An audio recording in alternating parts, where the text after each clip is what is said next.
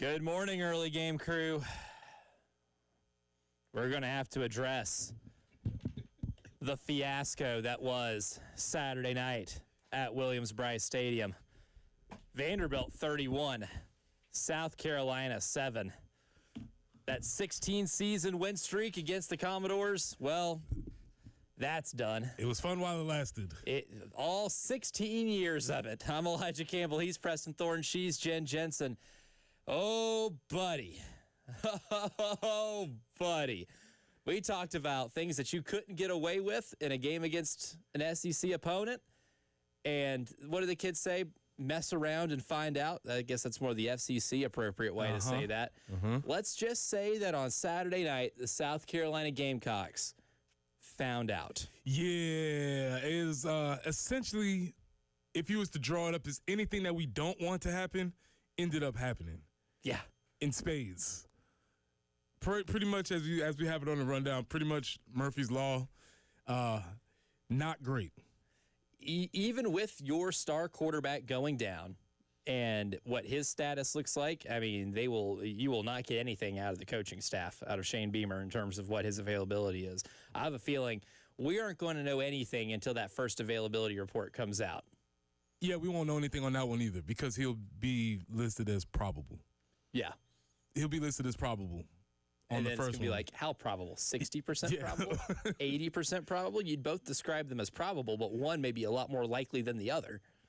But even with him going down, offense still found a way to get inside the Vanderbilt 50 7 times on Saturday night. 7. 5 drives that ended inside the Vanderbilt 35. You came away with 7 points on the game. In terms of finishing a drive, it was anything but acceptable with what happened in that stadium because, look, we told you Vanderbilt was going to be able to move the ball on offense, even with what you liked what you had on defense. You knew that they were going to be able to move the ball and get in scoring in certain scoring range, right? Like I figured Vanderbilt would get a couple touchdown drives. Defensively in the second half, it turned into everything you did not need to happen against Vanderbilt in terms of them putting you in conflict and you making the wrong decisions, and that ended up happening. Eventually, broke down. Eventually, you make the wrong decision. They put enough pressure on you where you make the wrong decision because they keep doing the same thing over and over and over again to where you feel like you have to make a play, and then you do something stupid, check. You don't play your assignment, check. And then you don't tackle the ball. Check. That is not a recipe for winning football. We've heard Shane say that it wasn't enough winning football. Well, that's absolutely correct. There was not as you go into the game. But the weird thing about this game is if you did not watch this game and somebody just read the box score to you, you'd be like, that was a close game. That was a hell of a game. That was a pretty good game. And I'm here to tell you that if you watch that game, maybe this 31-7 is not even close enough to describe what, with my eyes, it's probably like 42-7. Spiritually, it felt worse. Yeah, yes. Spiritually, it felt a lot worse. The wide range of, if you look at the box score, I'd say it was a 17-14, 21-17 type of game, like really tightly contested game. Not the case. And then if you watched it and you say it's 31-7, you'd be like, no, it didn't even feel like that. It felt worse. If going into the game, if you told me South Carolina would only have 1 3-and-out, after having 4 against South Carolina State, I'd be like, oh, good. You're playing pretty well.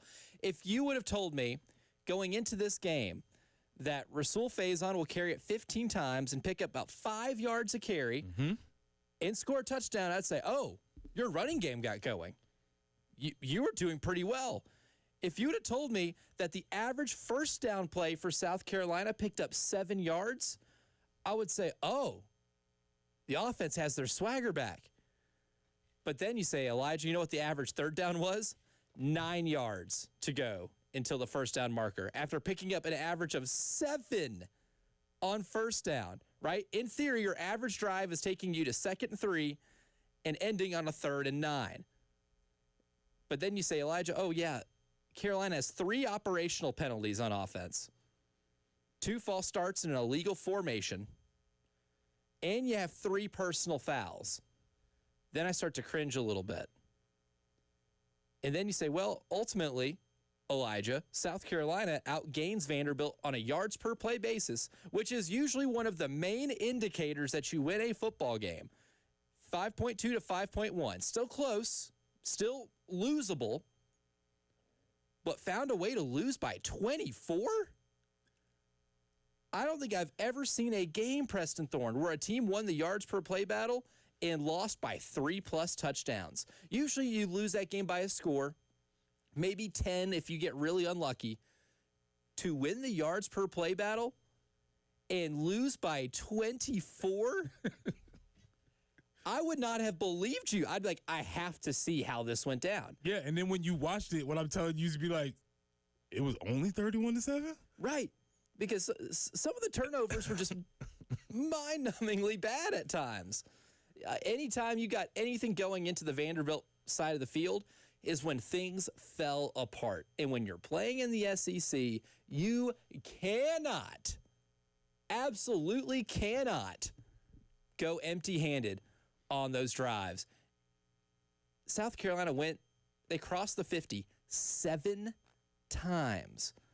Their drives ended inside the Vanderbilt 35, which in theory, if you just stop at the 35 and have to kick a field goal, it's a 52-yarder, right? Essentially a coin flip as to if you're going to actually score on that drive or not.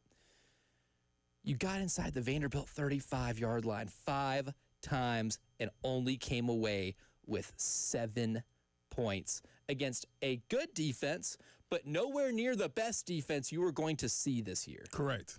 And now, when you say that number, when you say that statistic, you can take that however you want. That's, again, like a Rorschach test. Because somebody would say, well, we got into there, we just didn't finish the drive. And then the obvious answer to that is, well, you have to finish the drive. You have to, yeah. Right? You're at That's the point of the season now. There is no option to not finish the drive. Right, so you can see that however you want to, and that's how you can sort of spin numbers. But, again, if you watch the game, it didn't feel that close. No. And it felt as if, quite frankly, it felt as if one team was very confident and competent in what they were doing in their game plan, and it felt like the other team was waffling. The other team was trying to figure out what they were going to do, adjusting on the fly, and it never felt like they were comfortable in what they were trying to execute from the beginning. And that's even before Lenoris gets hurt. Yep. That's even before Lenoris gets hurt. You never felt, and that might be indication, but today is reaction to the Vandy game. We have a lot of time this week to discuss future things and we get all of that, but we're talking about this particular game today. And before we get to the AAA Heating Air phone lines, this leads me to one of my biggest takeaways this game too, and you touched on it a little bit in terms of how one team was way more prepared. This was an out-coaching that happened on Saturday night. You can tell by you want to use the eye test again, which team came into this game prepared for anything, and that was Vanderbilt. You look at some of the key plays in this game, some of the key third down conversions Vanderbilt had is the exact same stuff that we kind of warned about at the end of last week, where Vanderbilt's offense is really good at putting a defensive player in conflict and making them pick their poison.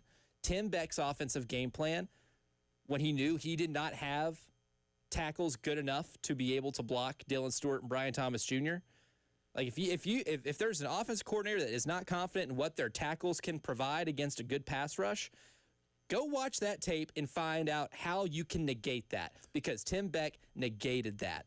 And they fooled South Carolina on a lot of plays offensively.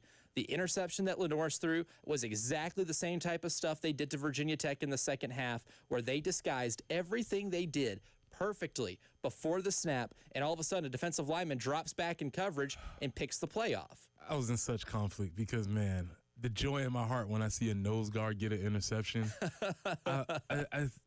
it warms my soul. It just happened to be against my guys. Yeah. So I was in a tough spot right there, because nose guards, that is the time you dream about that. Like the coach called the drop. Oh my God, he's going to throw it. Oh, it's coming right at me. I caught it. It's like, that never happens. Your eyes get, that big around, and it's like, oh, the ball's coming my way. Oh, man. It's finally coming my way. And then they finally get that interception. And to the credit of that defensive lineman, completely duped South Carolina. That was the perfect play call for what that was, and they seemingly pressed all of the right buttons in this game to win it. And we have a segment carved out where we'll give credit where credit's due, because Vanderbilt came in here and won that football game. Correct. Too. Like, South Carolina played very poorly, and we're going to be getting to that.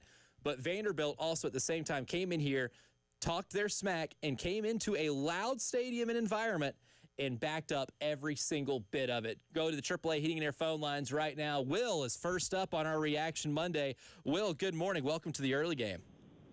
Good morning. How y'all doing? Good. How are you? You know, I don't really know, man. I will say that with North Sellers going down and us putting Luke Doty in the game at quarterback, I think that's terrible coaching. You know, when there's 2 minutes left in the fourth quarter and you're down 20-something points and you don't put in Cutter Woods, you don't put in Aaron Nolan to at least see what they got, because you know after this year, Lenore Sellers is probably going pro. Luke Doty's gone. I think that's horrible. I think they should have put one of our young quarterbacks in just to see if they can spark the offense, because Luke Doty's not it. He was a check down master until he fumbled the ball. I think Mike Shula should get ran out of town. I think Mike Shula should be fired today. The offense, we haven't had an offense this bad in I don't know how long. I haven't seen us get bullied around on the line of scrimmage like this in I don't know how long. The O-line coach, he needs to go. He can recruit, but he needs to go. Sean Elliott needs to be the offensive line coach moving forward. And Mike Shula doesn't need to call another play. And I'll hang up. Thanks for taking my call. Yeah, thanks for calling, Will. I'll address the Luke Doty thing first right here. My question to any coach in a situation like that would be, who do you believe in this moment gives you the best chance to win? If they genuinely, in their heart of hearts, based on everything they saw in practice, because they're the ones who are watching in practice, they're the ones evaluating, if they watch practice on a daily basis and they have been consistent with all up to this point thinking, if Lenoris goes down, Luke's going to give us the best chance to win, I cannot fault you for making that decision. If they didn't think that and they rolled out with it, that is when I would have a massive problem with it. Yeah, that's one of the questions that we kept asking, they kept answering, and we kept being like, nah, but for real, who you going to put in that? Like, nah, because Shane said it, like, because he was sneaky with the words. If something was to happen right now, it would be Ludo. He was like, oh, that's cute. But right. But when when push comes to shove, yeah, and if this happens in a game, especially an SEC game, it was like, who's gonna be? Is it gonna be Aaron Cutter? Come on, Coach. That's gonna be the stress test. Come on, Coach. Let us know. And then you saw Luke warming up, and it was like, oh, they're for real. Yeah, they weren't playing. They were not playing. This is an actual thing, and I think there's a lot of bigger questions to ask about that. But most importantly, about this particular game is, I mean, I think Luke's been around long enough. We know what Luke is as a quarterback. There's a reason why Luke has been where he's been on several different depth charts. And they're going to have to figure out a game plan for him. If he's the quarterback moving forward, they're going to have to figure that out. But that's a little bit down the road. That's right, and it's certainly a situation we'll be monitoring on a day-to-day basis around here. Some questions that we're going to want to get answered throughout the course of the show. Where do the Gamecocks go from here? And what happens to this team if Lenore Sellers can't play for any amount of extended time? And is this the type of game that can completely derail a season if you let it? We'll answer those sporadically throughout the show, but coming up next, it's time to look at the standards report. The standards this team set out for themselves at the beginning of the year in terms of what they want to win in each game and what they want to accomplish in each game, we'll take a look at, and we'll see if they passed it. Spoiler alert, they did not for a lot of them. That's coming up next here in the early game.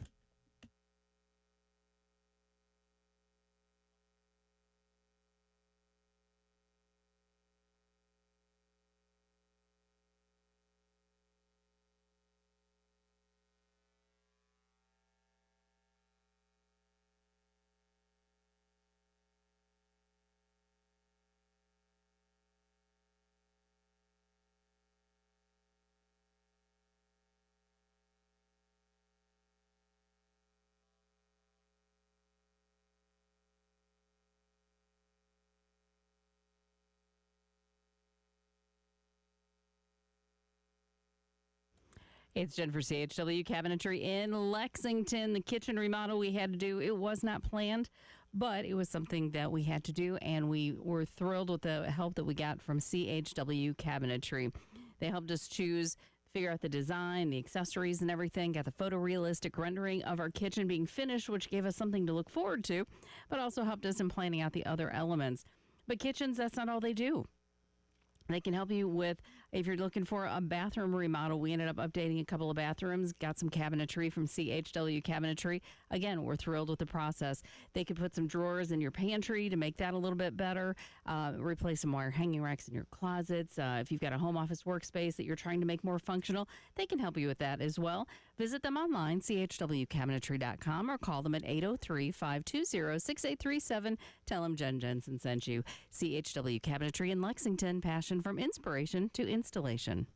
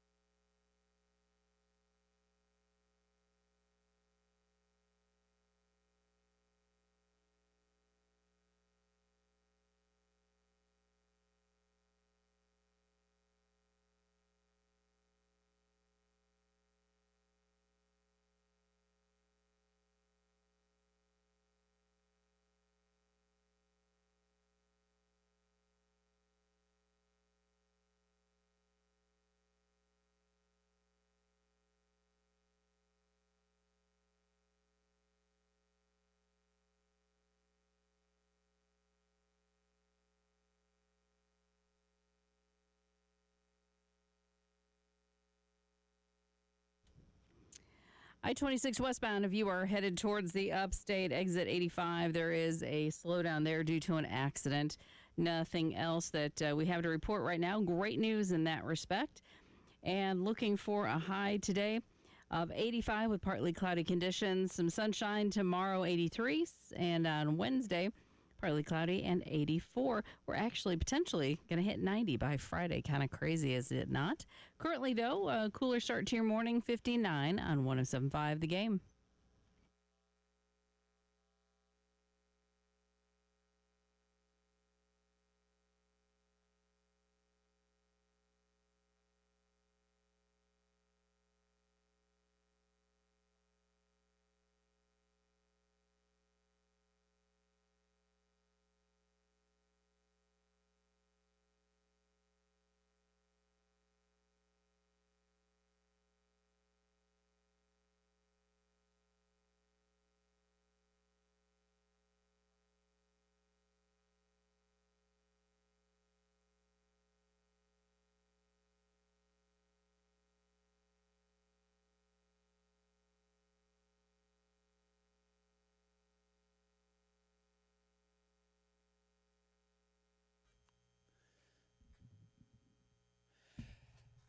At the beginning of the season, Preston and I noticed something that was hanging in the facility.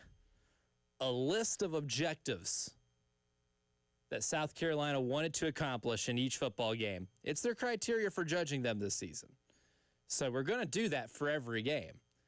So we might as well take that lens and look through it when it comes to this 31-7 loss to Vanderbilt. Again, this is how they judge themselves. This is what they have hanging in their indoor facility. This is what they espouse. If you look in our studio, we have 107.5 The Game because that's who we are. It is. That's why we have it hanging in here. If in your house, you might have certain decor in your house because it represents who you are. Whether you have maybe you have a deer head that you hunted, maybe you have live, laugh, love, whatever it is, that's yours. This is what they have on theirs. If you have live, laugh, love in your kitchen and you're not living, laughing, and loving, you are failing at the objective of what your kitchen is. Right. We need to know what you do. So this is the live, laugh, love of South Carolina's facility. Mm-hmm. So we're going to apply that to judging their performance. That is run the ball and stop the run, win the turnover battle, dominate the fourth quarter, win the explosive play battle, and play smart football. So let's just running the ball and stopping the run.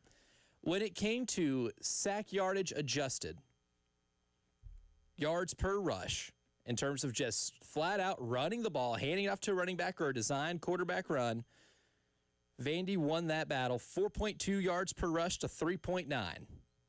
So you lost that one. Win the turnover battle. Carolina turned the ball over 4 times. Vanderbilt did not. They threw an interception in the end zone, which also tells you that it could have been worse. Mm-hmm. The loss could have been worse. But Diego Pavia did throw an interception in the end zone. So you lost the turnover battle as well. Dominate the fourth quarter. Vandy outscored you in the fourth quarter 10-0. The explosive play battle. Now, for this, we are using Stat Broadcast's metric of an explosive play, which is a rush play of 10-plus yards or a pass play of 15-plus yards. South Carolina won that 11-8. So you won one thing. And now we get to the more subjective part of this. Play smart football. I don't think South Carolina won the playing smart football thing on account of 3 operational penalties, 3 personal fouls, being sloppy with the football.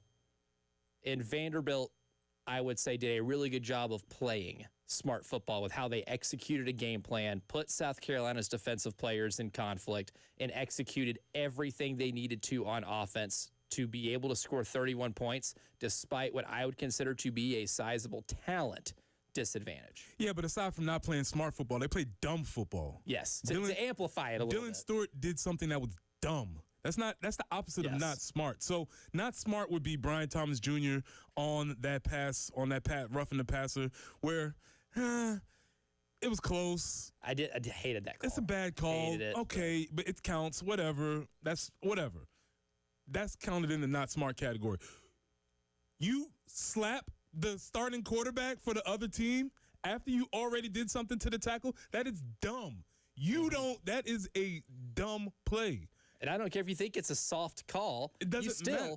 Put your hand on him after he passed the ball. That is dumb. It shoved. Yeah, You could have put yourself out of that situation. Unsportsmanlike conduct is a dumb football.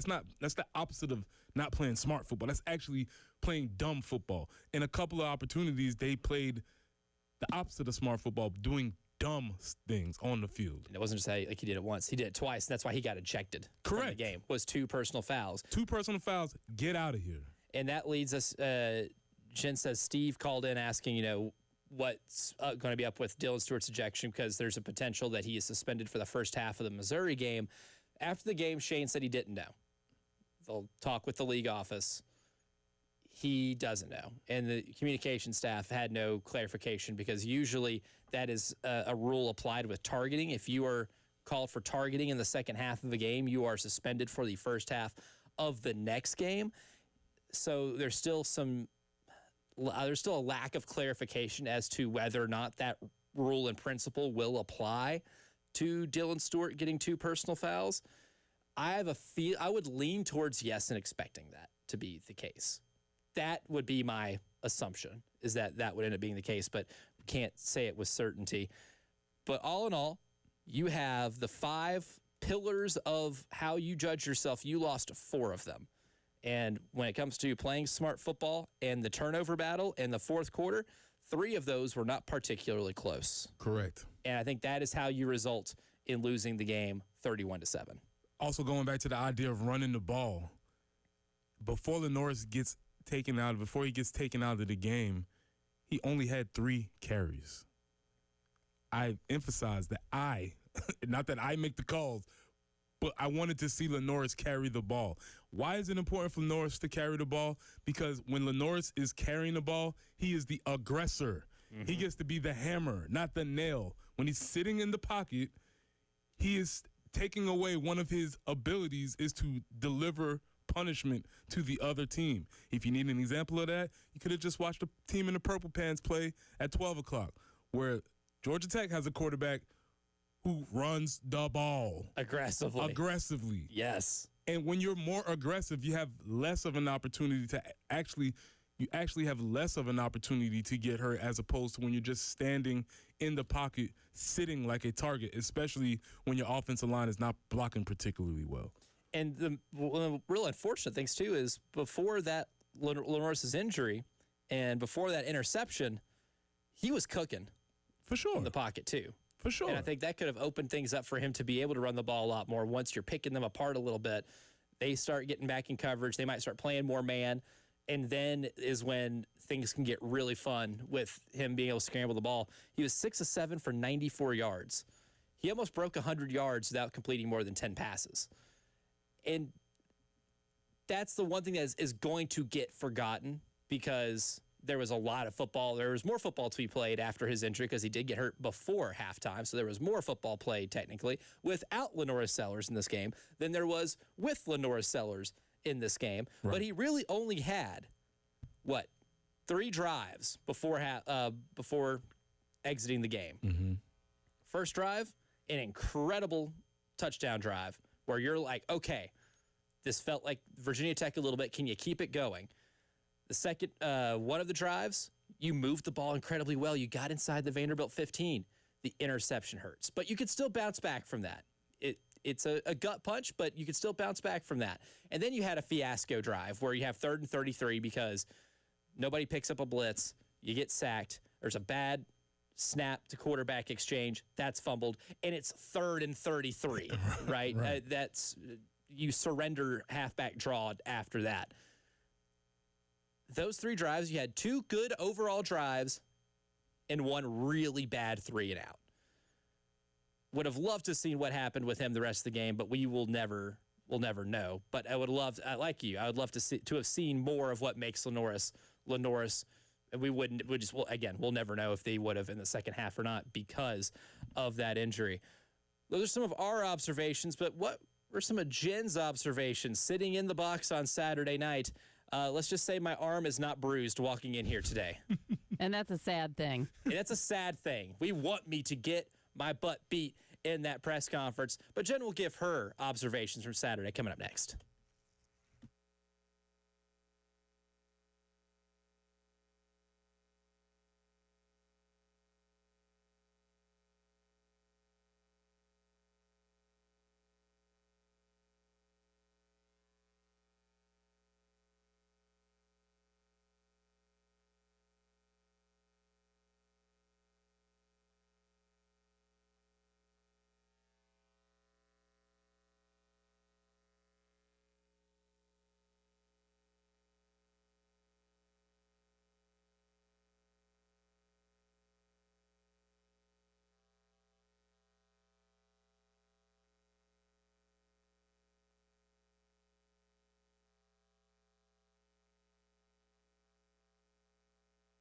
Football is here. It's week 3, and Underdog is the best place to make picks and win money all season long. Playing on Underdog is easy. Just pick whether your favorite players will go higher or lower on stats like touchdowns, receiving yards, interceptions, and more. This week, I'm looking at Tampa Bay versus Houston tonight, and I'm going to take Mike Evans to go higher than 5.5 receptions. That's Mike Evans to go higher than 5.5 receptions. I think he's a Hall of Famer, first ballot. Download the app today and sign up with the promo code EARLYGAME to score $50 in bonus funds when you play your first $5. That's promo code EARLYGAME. Millions of fans have already won billions making picks on Underdog. Will you be next? Must be 18 plus and present in South Carolina. Terms apply. See assets.underdogfantasy.com/web/play and get terms _DFS_.html for details. Concerned with your play? Call 1-800-GAMBLER or visit www.ncpgambling.org.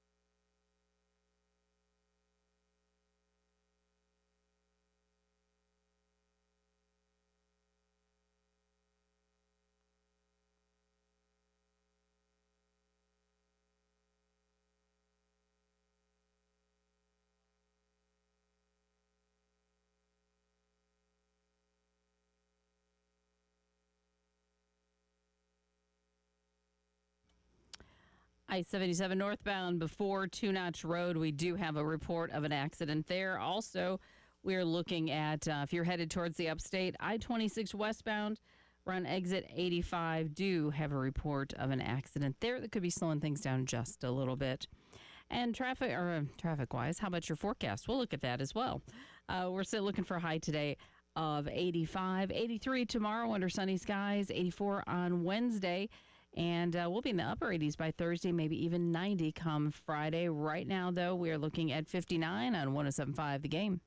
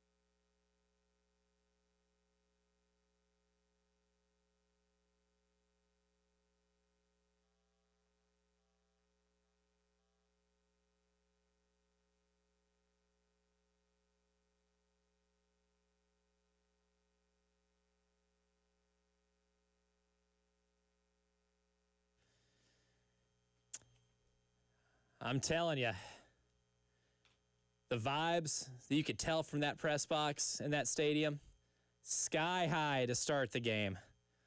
And by the time Lenora Sellers went down on the first play after the 2-minute timeout in the first half, it took a turn. It took a turn. But what is it from Jen Jensen's perspective, who sat next to me and didn't spend much time hitting me this time? Nope. Not in a 31-7 loss. No, not even close. So Wasn't that nice? Yeah, that's good. Without further ado, it's Jenny from the box. And these are not the, just so you know, these are not your X's and O's observations. If you're looking for that, yeah, so sorry. You have to wait a few minutes for those. So to start with, got a Packers recruiter there, 2 seats down from me. That's not good. Bears fan here. Gotcha. Like it. But I can feel the vitriol. I did my best not to do anything, not to embarrass us. You know, I told Elijah, hey, maybe I can get shoot some spit wads or something and go back to 8th grade. But I didn't do it. You know, I behaved myself accordingly. So that, yay. It was spitball distance, I would say. It definitely was. Oh yeah, I could have. You could have made it. I used to be able to hit the ceiling. So yeah, no problem. If you could hit the ceiling, then he was in your range. Yeah, he was totally in my range. I will say, you were talking about, man, the energy was there and everything because press box, it was shaking, you know, at the beginning of the game. And I will say credit to the fans, credit to even the student section. They were solid. They were there.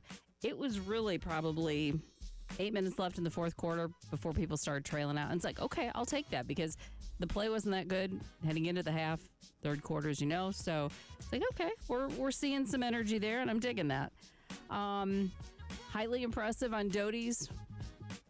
At least one of the things he did, man, boy gets hit, still turns around and tackles. Yeah, on the fumble? Yeah. Yes, on the fumble. So that was impressive. Drilled on that. And Yep. if we're grading out effort, I know a lot of fans don't want to hear that, but at the same time, look, he got crushed on that play. Yes. And if he doesn't make that tackle, that is scooped and that is scored. Yeah, so that was very impressive that he went ahead and still managed to make that happen. So impressive there. And I got to say, the one thing that kind of freaks me out is, the people who hold up the kids, you know, because they got the big screen going. It's there was one where they're holding up this toddler, and I just envisioned Michael Jackson. Remember when he held the baby over the railing? It's Blakey. Freaked me out. It's I love that people get into it when I hold the kids up. And it's just be careful, because I just thought, oh, this is going to go so badly. Mom mode kicks in. It's put that baby down. So aside from that, really, those were just a few of my observations. I will say we kind of started laughing about maybe in the fourth quarter when Carolina started moving the ball a little bit. It's it's parents' night. Maybe the parent string went out for Vanderbilt at that point because, you know. Speaking of parents, there was a parent in the building for Vanderbilt. Did anybody see this? Oh, on the sideline? Yes. Mm-hmm. And maybe offering a date with said. No, well. Different. Yes. Okay, that was just a celebrity. There's a lot of parent storylines. Storylines. Apparently, Diego Pavia's mother now has to go on a date with Theo Vaughn because there was some sort of bet. Weird, but right on par for Theo Vaughn. But another parent was on the sideline. I missed that. One. William Muschamp, whose son plays for Vanderbilt. Boy. Oh, I didn't notice I didn't know that. So it was Parents Weekend for William Muschamp, who was there decked out in Vanderbilt gear. I bet that was an interest. How did we miss that? Wow, that's the cigar smoke I was smelling when I was walking out of the stadium. Wow. Uh-huh. Wow, I figured it had to be coming from somewhere. I had no idea. What a night. Wow. Did we really see much out of his son? No. He's the third string quarterback. Jackson Muschamp did not play very much. But victory for the family. It is. Yeah. Oh, you know they wanted that. Hey, Muschamp actually won at Williams-Brice. Whoa. Oh, hey. It just turns out he had to be on the sideline for another team when he did it. So, yeah. Parents. Oh, man. That's really very cool. Yeah. Talk about insult to injury there. Mm-hmm. Wow. Okay, well, that was brutal. So, anyway, observations, Jenny from the block. Oh, thank you very much. That's good. That was good. So, have a lot of fun up there. But yeah, once Carolina they started moving the ball in that next to last drive. Jen was like, yeah, it is Parents Weekend maybe for Vanderbilt, too. Maybe they let some of them line up. Maybe they're like, let's rest the third stringers and let's get the parents out there. Yeah, because like I said, the more we were moving, it's like something's changed. And he's like, well, probably we're down a couple strings. And Vanderbilt's, yeah, at least the parents. Yeah. They're like, yeah, Langston Patterson got kicked out of this game for targeting, but his dad took his helmet. Suited He's up. ready. Yeah, Mr. Patterson is ready to go out there. Yeah, appreciate his effort. And play some ball. What a brutal night. Brutal night. Not a ton of fun. A lot of you have weighed in on the Firehouse Subs text line, so we will continue to get to we'll get to a couple of those here before we hit the break, because 50 ways to lose a football game may or may not include what we saw at Williams-Brice Stadium and what happened with the fellas in the purple pants. One texter says, is Vanderbilt that good, or is Carolina that awful? Or Vanderbilt that good, or is Carolina that awful? My reading is awful, but... I think Vanderbilt is better than you think. Yep. And I think the jury's out on us right now, because we saw what happened with we saw one of our things we talked about, Virginia Tech. Well, Virginia Tech got ran into the ground by Old Dominion, which I picked, and Brent Pye is no longer the coach. So that is nullified. Also, hey, South Carolina State, they beat Bethune-Cookman, who was one of the lower tier teams in HBCU football. They didn't beat them by a lot. They gave up 41 points against Bethune-Cookman. They ended up giving up 41? Yes. Oh. So that's also something to keep an eye on, because our 2 wins, not looking great in the light right now via the transitive property. Now, a lot of people are down, and I can't fault you for being down. KT from Lexington says, I'm glad they got dropped from the AP. This team looks bad, like 4 or 5 wins bad. I believe the talent is there, but the coaching is bad. We're wasting talent. I don't think it's 4 or 5 win season. I still need to see more. But it's KT, I think the one thing is it's not going to get easier, because I saw what Missouri just did on the ground, albeit against the Sun Belt team, but they've been doing it on the ground pretty consistently the first couple of games this year. It's an uphill battle going to Como, because Missouri is playing like they are in midseason form right now. So that game's going to be a lot harder than I think we might have anticipated at the beginning of the year, because they can run the ball. We'll go ahead and take a quick break. And coming up next, it's 50 ways to lose a ball game. And this weekend provided us plenty of fodder to get to in the unique ways one football team can lose a football game. That's next here in the early game.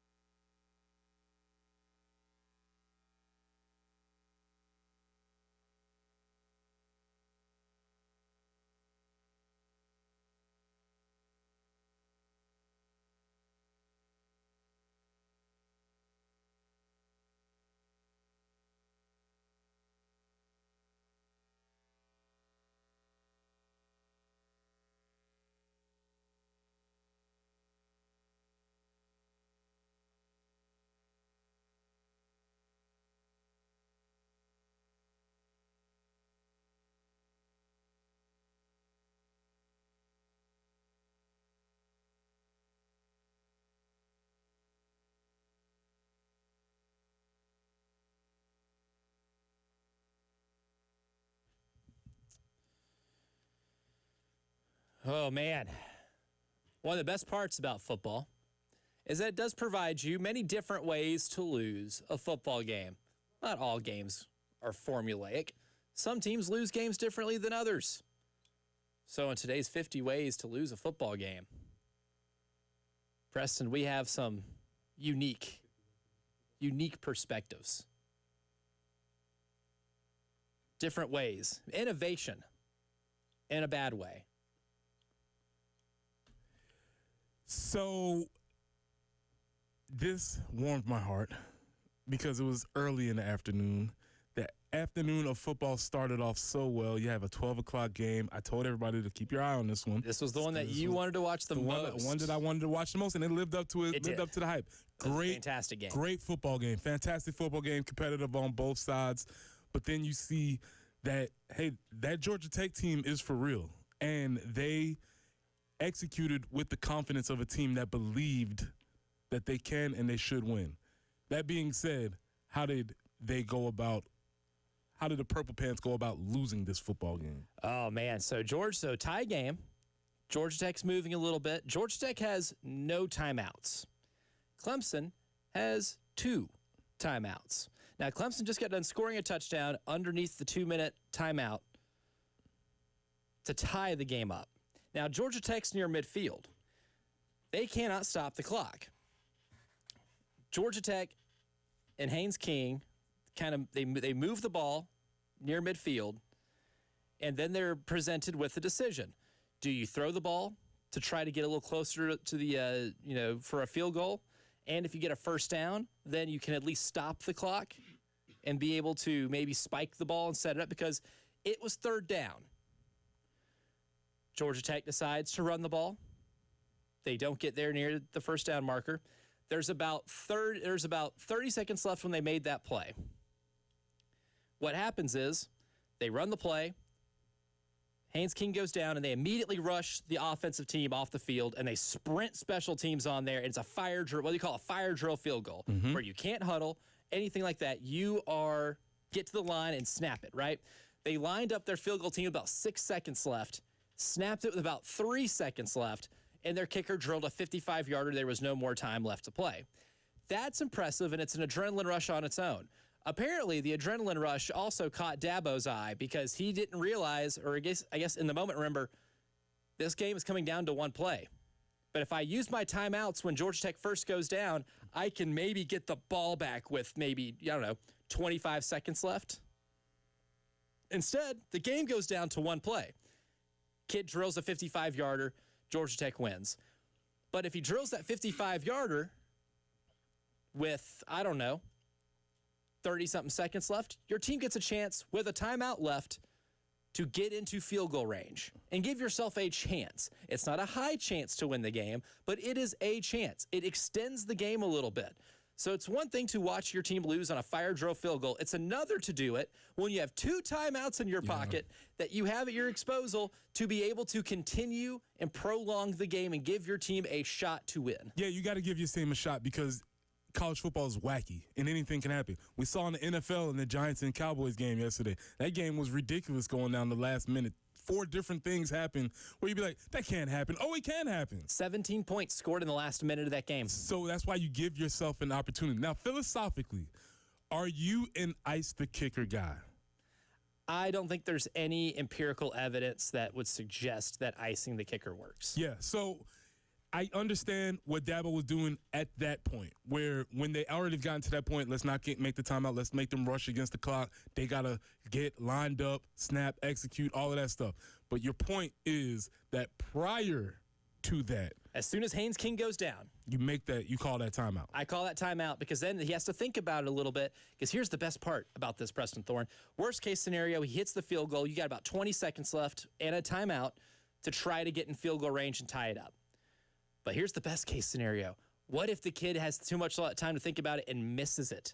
Mm-hmm. You have the ball near midfield with a timeout and about 20 seconds left, and you can be the one kicking a field goal as time expires. You took that out of the equation completely by standing there and watching. Hoping. You watched and hoped. And what you saw was a well-coached team who they got to the ball, and quite honestly, they ran their normal operation. They got set.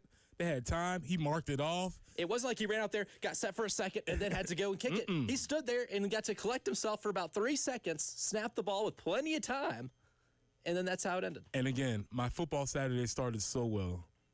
With that one, I was jacked up for the rest of the day. Then Tennessee Georgia plays. What an awesome game that was! A wild, man, I was having wild football. I was game. having an awesome football Saturday, and then. And we got to add South Carolina to this list of 50 ways to lose a football game, too, because you won the yards per play battle 5.2 to 5.1 and still lost by 24 points. I have never seen that. I have never seen that. In all my years of studying yards per play and looking at that stat after football games, I have never seen a score be so lopsided compared to how close it was in yards per play. Look at us doing new fun things. Discovering new. Hey, that's why we came with this segment. We're going to discover new ways to lose a football game, and both of the big teams in this state provided us plenty of examples. Hour number 2 is next.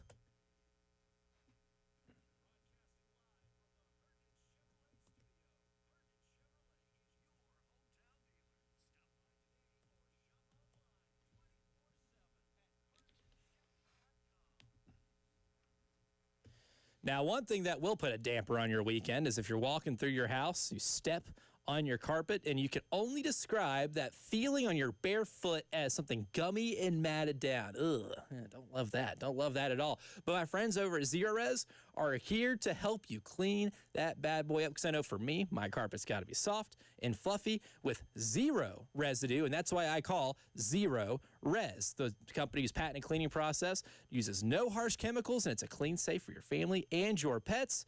So right now, for this month, we still have a lot left in this month, but still, don't wait. The more you clean, the more you can save. 3 rooms for $119, 4 for $144, and 5 for just $169. Save up to $30 in schedule with Zerorez today, because between work and kids, sports, all the things that you do, sometimes you might let that slip through the cracks, but let Zerorez help you out. Schedule online at ZerorezColumbia.com. Zerorez, spelled backwards or forwards, it's the right way to clean.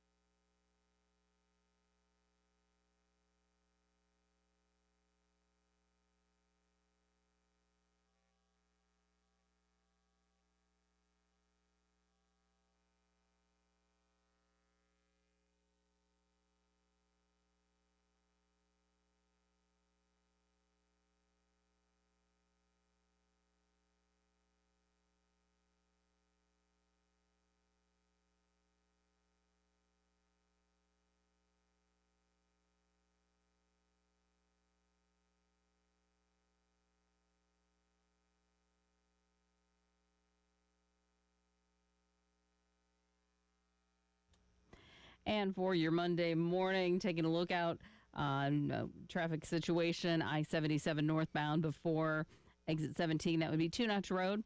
There is a report of an accident there. And if you were headed into the upstate, I-26 westbound there at exit 85, you may encounter a slowdown due to an earlier accident there. And forecast-wise, yep, going to look pretty nice. Mix of clouds and sun today. Looking for a high of 85, 83 on Tuesday, 84 on Wednesday. We could actually hit 90 by the time we get to Friday, but mostly sunny conditions then. And it looks like a great weekend ahead. Right now, though, it is 60 on 107.5 The Game.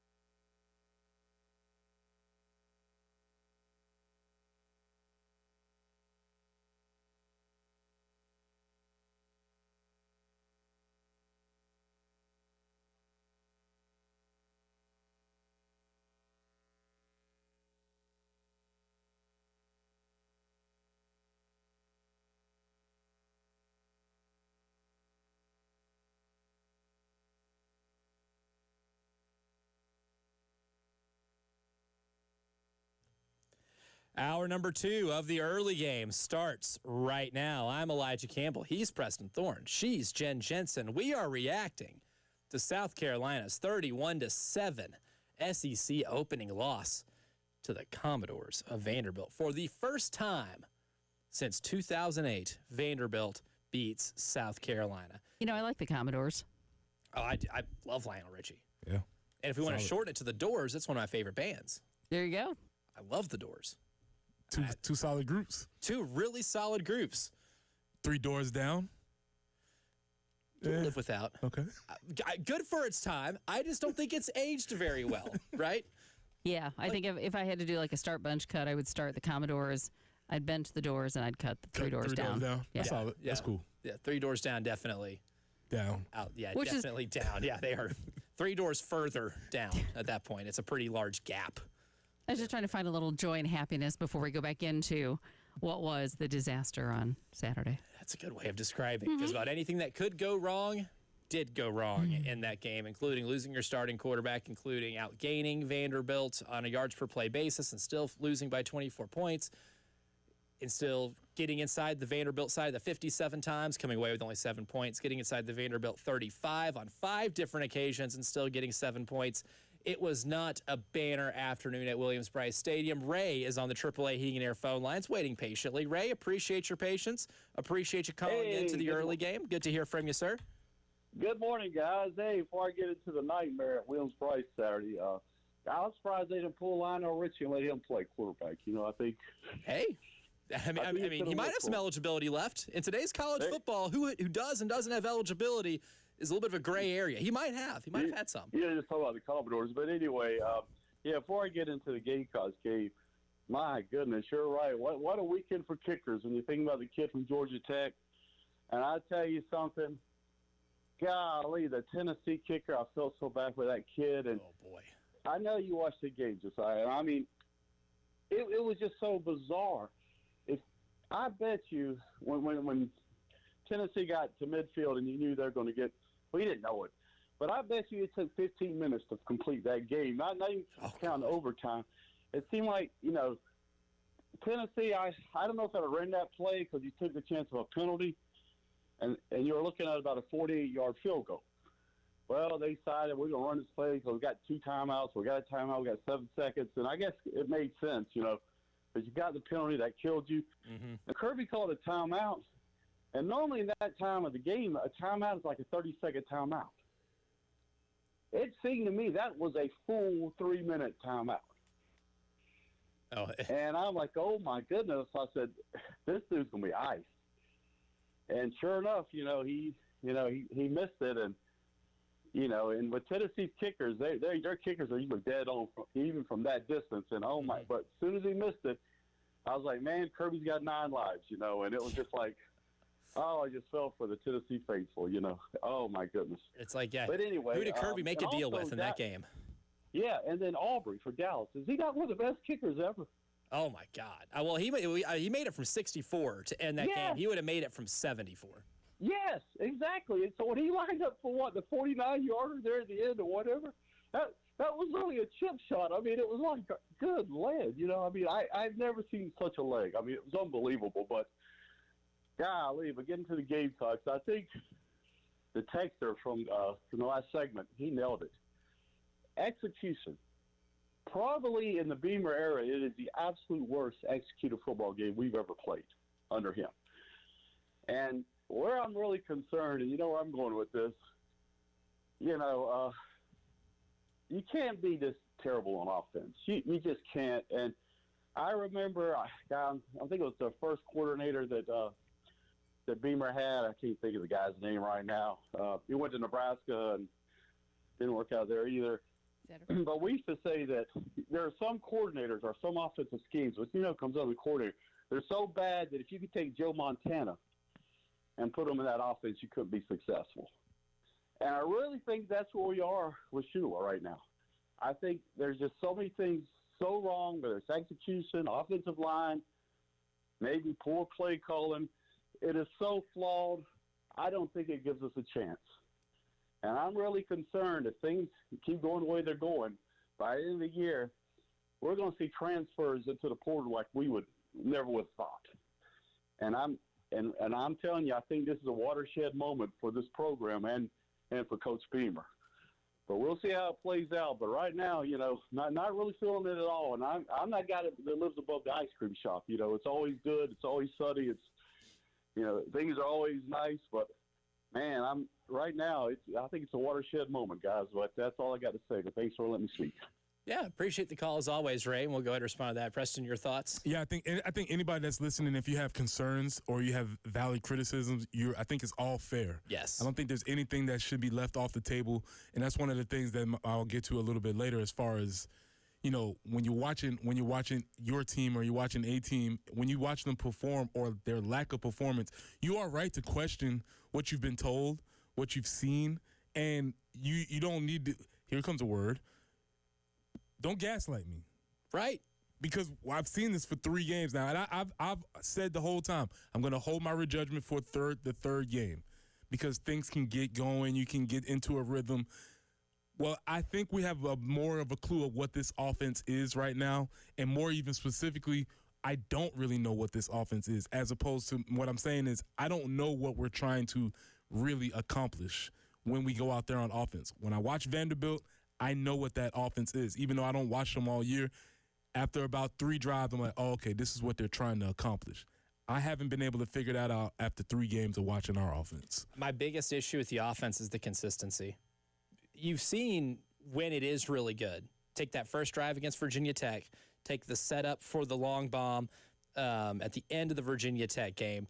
Look at the first drive on Saturday night against Vanderbilt. The first play was, I thought, beautifully scripted, right? You have that play-action bootleg. Lenoris rolls out, finds Jordan Dingle, and that goes 33 yards. And that really sets the tone. You scored on that first drive with ease. And the drive that ended up into the interception in the red zone was great until you just got duped by Vanderbilt's coverage, right? You had no clue that Vanderbilt was going to take that nose guard and drop him into coverage because you thought that pass over the middle to Oscar Attaway would be wide open. It was not. Then you pick it off. And then you show some flashes of being able to get into plus territory, right? There's some games of offensive futility in football where you don't get past the 50. I remember one of my favorite football jokes of all time was when LSU and Alabama played in that national championship game, and LSU did not cross the 50 all night. That was great defense and offensive futility. And my favorite joke is that some people say Jordan Jefferson and that LSU offense is still stranded in the Superdome. They never left because somebody spray painted the 50-yard line ahead of the exit. So some say they're still in the Superdome concourses today, all these years later. But they still got past the 50 7 times. You got to Vanderbilt's 35-yard line 5 times. The thing to figure out for them right now is how can you get to that point and still not score? Where do things go wrong? Well, there was the Isaiah Augusta fumble. There was the 2 interceptions that you've thrown in the red zone, one in the first half with Lenoris, and Luke Doty threw one at the end of the game, which was really the only appropriate way to end that game. And you had a couple of turnovers on downs on the plus side of the 52. And you missed a field goal late in the first half, a 52-yarder that would have given you a chance to go into the half feeling a little better about yourself than you did if you didn't score. We'll get to the middle 8 part of that later because I think that's a pretty big part of this game. We'll go ahead and get to Dustin on the AAA Heating and Air phone lines. Tustin, good morning. Welcome. Hey guys, how are you? Yeah, fantastic. How are you? Not bad. I want to ask, and I'm not being so down the dumps, whatever, but man, I've watched a lot of football, played a lot of football. Do you guys, unbiased or anything, do you truly feel like we'll win another game this year with what you saw without Lenore Sellers, with the effort on defense? Do you truly in your heart feel like we'll win another game this season? Yes. You play Coastal Carolina. Coastal Carolina got beat at home 38-0 to East Carolina. You lose that game. Okay. Yeah, that would be, if you lose that game, then that's pretty alarming. Do you feel like we'll win an SEC game? Yes. Okay. And what game is that? I think you beat Kentucky. And Okay. I still think you can win a game that we don't expect them to win right now. Because, I mean, at the same time, too, Dustin, I think last year after the Old Dominion game. Is that with or without Sellers? With. Or both? I think you get Sellers back. I think you get him back. Now, after last year, there were the Old Dominion game, a lot of people thought they weren't going to win anything in the SEC, and rightfully so. They looked terrible. This year, we're still having those questions, some of the same offensive questions 3 weeks in, which is not good. And I can't give anybody any assurances that you win more than 7 if you don't fix those. If you don't fix those, yes, we are in for a very long rest of the year. That game, what we saw with Vanderbilt, can be more of a mirror than a mirage, right? What you're hoping is what you saw in terms of your red zone failures is not a mirror, but something that you can ultimately correct. Because that's how fine the margins are, right? I think truly the turnovers you had and your inability to score when you got past the 50 absolutely puts fuel to the fire, and that's why you lose a game by 24 despite outgaining on a per-play basis your opponent. I think that can be fixed. Will it be easy? No. But it's something that's not unfixable, right? And that's where this week is so big. You got to get to work this week to fix that. Agreed. And I think if anything, there's a history of, unfortunately, when Shane's teams do lay eggs, they come back and play after that. We haven't seen a Shane Beamer team just fall into the abyss and collapse. That's just historically we haven't seen that if we're talking about precedent is concerned. So while they have laid some eggs, we mentioned some earlier, they have never gone back-to-back doing that, and they've seemed to respond. So I think that's where you can maybe find – we're not doing it today, but if we were to put our Garner goggles on, that might be something you would see. Like in 2022, what happened at Florida. Right. An atrocious football game, right? And you turn around and beat Tennessee. I'm not saying that's going to happen, and I'm not saying you're going to end up accomplishing your goals this year. It looks a lot less likely now, but I'm not going to sit here and say you're not going to win another game the rest of the year. You play Coastal Carolina. I still think you're better than Kentucky.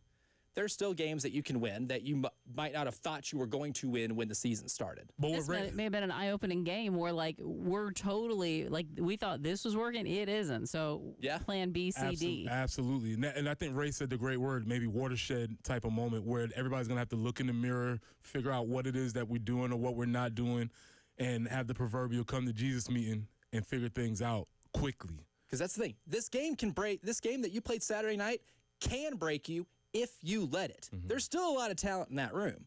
There's still things that you can fix, things to be able to rectify. But here's the thing. If you don't respond and you don't show mental toughness and you keep playing like you did Saturday night, then 4-8 is on the table, right? Very much so on the table if you play like that against anybody else, because it's not getting any easier. Missouri's really, really good. Oklahoma looks really good. LSU has a defense. They will eventually figure out how to score points again, because that's an offense that I can trust. They just haven't played well so far this season. Alabama, after losing to Florida State, has just taken a sledgehammer to 2 of their opponents, one of them being a Big Ten win at home. Ole Miss scores a lot of points. They scored 41 against Arkansas with a backup quarterback. Texas A&M just went to Notre Dame and won a game where Marcel Reed almost threw for 400 yards. Another great game. There are a lot of games where if you play just like you did Saturday night, you will get equal to or worse results. But if you fix that, you still have a team that can keep you in those games, and then anything can happen. We'll get some more of your calls coming up next in the early game morning meeting, and we'll also give credit where credit is due because Vanderbilt talked their junk and came in here and took over your house. Sometimes you have to tip your cap. We'll do that next here on the early game.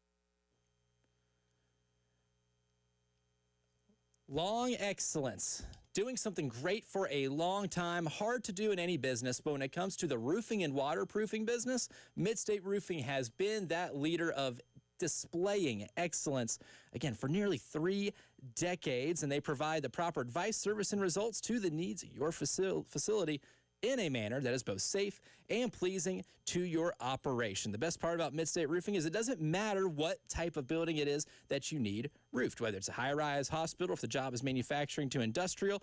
They design and install bonded systems with that protective guarantee that keeps your home or your operation dry and running long into the future. And you can give them a call, 803-356-1919 during hours or after business hours if your need is a little more urgent, and you can still speak to an on-call technician. Again, that number is 803-356-1919. And remember, if you have a leak, let Midstate Roofing take a peek.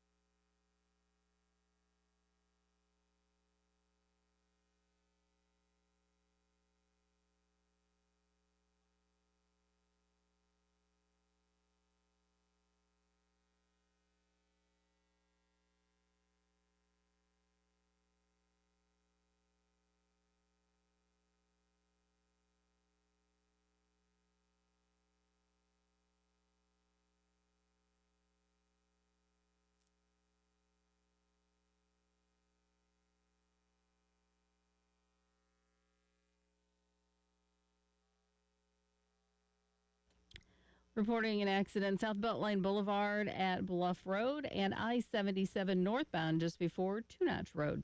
So be mindful of that. I hope your Monday morning is going well. 86 and breezy at times today. 81 tomorrow, 83 on Wednesday. Up to 87 and 90 to round out the rest of the week. But we're starting off a little cooler. It's 59 right now on 107.5 The Game.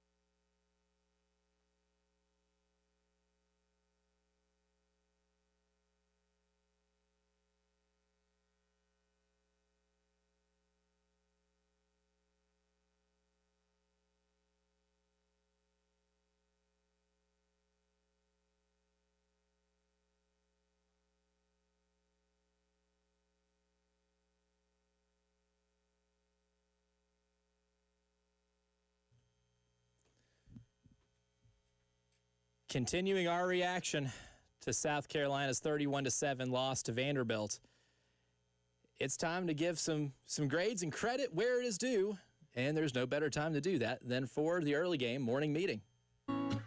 Good morning. Good morning. Repeat after me. Today will be an awesome day. Because we'll make it that way. Let's go. Good morning, great today. Today will be an awesome day. Good morning, great today. Today will be an awesome day. It was not for South Carolina on Saturday night, but I think, Preston, it is time to give some credit where credit is due. Yeah, the word for the day is sportsmanship, right? Pass it on. They came in our trap and took our trap, as the kids would say. And it wasn't particularly close. As we looked at the box score was closer than the game actually was. But when you watched it with your eyes, it felt bad.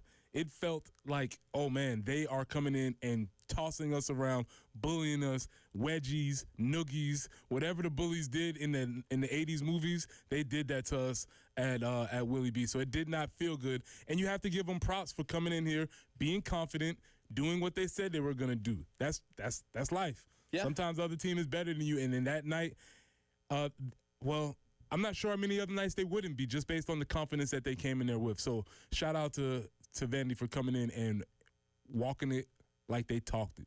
They did. I mean, and here's a text on the Firehouse Subs text line that I think is worth addressing. An unknown texter here says, what if Vandy is finally just that good? I think they are finally good. Like, that is a good football team. This is not like losing to 2-10 Vandy. Still no excuse to lose 31-7 by any means, right? No excuse to lose to anybody on your schedule, 31-7. That is a terrible result, no matter who you are playing against, right? But I will say, I would like to give them some credit because they talked all offseason long, and they came in here and flexed, and they did it. But I think what the big difference for me is when you looked at what Vandy is and where we are as a program, it looked like Vandy understands that they have an urgency that they have to get it done this year. Yep. Pavia is not walking through that door again.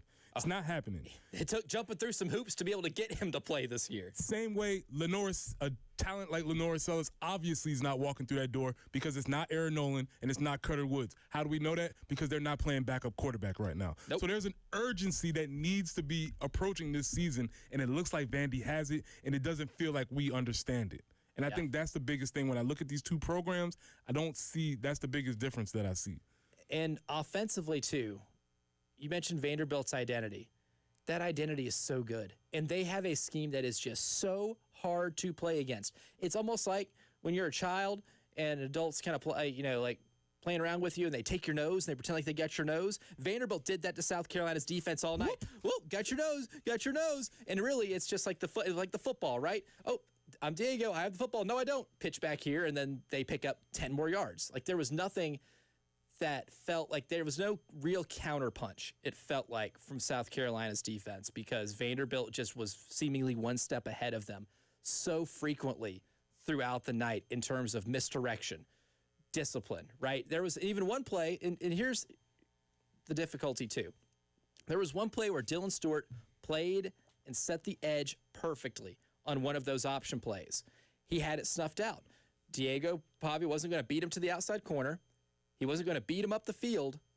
He had him cornered, but Dylan Stewart let him off the hook because he couldn't complete the tackle. You got in the right spot. You were at the right place, but you miss a tackle, and then they pick up yards, even when they're not supposed to. It ended up just being that kind of night for them defensively. We'll go back to the AAA Heating and Air phone lines. Let's go to Joe on the line with us right now. Joe, good morning. Welcome to the early game. Hey, good morning, guys. So my key word for the weekend was consistency. First drive, we came down, we scored. The same thing that we did against Virginia Tech. So that lets you know what we are capable of. That, you know, we can move the ball on teams, but it seems like we cannot be consistent at doing certain things, whether it be play calling, whether it be blocking, whether we're making the right pass. I'm not really mad about what happened with the defense because they can't do everything. You have to be able to get on the field and score as well as the other team to be competitive, but are we going to be consistent at what we're doing? And right now, we're not consistent. We've shown flashes of being very good on offense and moving the ball down the field. But us sustaining drives, throughout the game, we're just not consistent enough right now. And I don't know. It's going to have to be fixed. It's going to have to be addressed. And guys are going to have to evaluate themselves and look in the mirror and say, hey, what can I do to make this team better? Because right now we're not consistent at being a good team. That's my opinion on the weekend, and I'd like to hear what you guys think about it. Yeah, thank you for the call as always, Joe. And I think you're correct. And that's my thing, too, with the offense is the consistency, because you'll see the flashes. But the more frustrating thing to me, too, outside of the consistency, is it feels like you're playing whack-a-mole with your offensive problems, right? You seemingly fixed one, right? Okay, being bad on first down. You were not very good on first down in South Carolina State game. Whack that one. On Saturday, you pick up 7 yards on average on your first down plays. 7. But then what happens on second down? That's why you're backed up and your average third down distance was 9 yards, despite on average picking up 7 on first. How does that happen? It's because you have operational penalties and you have negative plays on second down, and that sets you back even further and negates everything you do well on first down, right? What was your problems? 3 and outs. So you smack the 3 and out problem. Well, then the other mole pops up, and instead of a 3 and out problem, it's a turnover problem, which you hadn't turned the ball over on offense in the first 2 games this year, and you turn it over 4 times, and then have 2 turnovers on down. So if you want to count the turnovers and the turnovers on down, that's 6 possessions where you get no points that don't result in punts. Yeah. It's a different thing each time. As I made the analogy last week, if you have a car that keeps breaking down and different things keep breaking down, that's a lemon. That's a bad car. So, like if it's something different every single time, it's hard to diagnose what it is. You might have to just throw the whole thing out. I don't know. But several things have to change, because when you're trying to figure out what the problem is and you can't diagnose it because something else is always an issue, that becomes very difficult to correct. Yeah. And here's the thing, too. It's just, again, said it in the last segment, I'll say it again, it's not going to get easier. The best part about what your schedule was this year was your most winnable games and most advantageous matchups came early.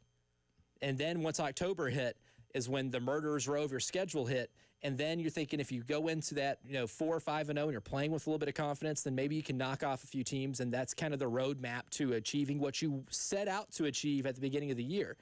Well, that has kind of sailed now because you did end up dropping a game in this manner this early against a team that, quite frankly, you should have beaten.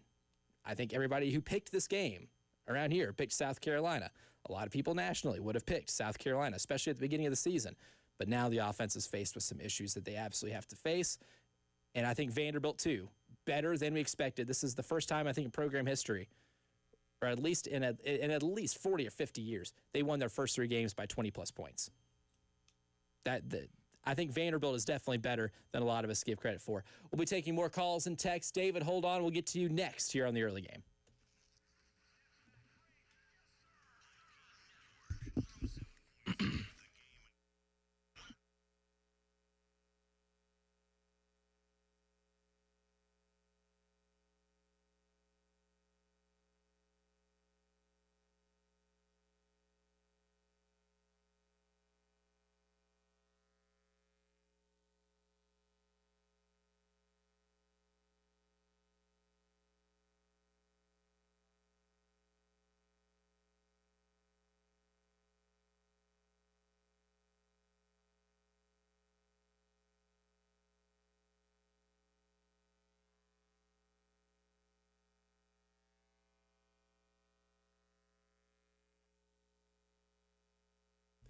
All right, y'all, football is back, and Underdog is the best place to make picks and win money all season long.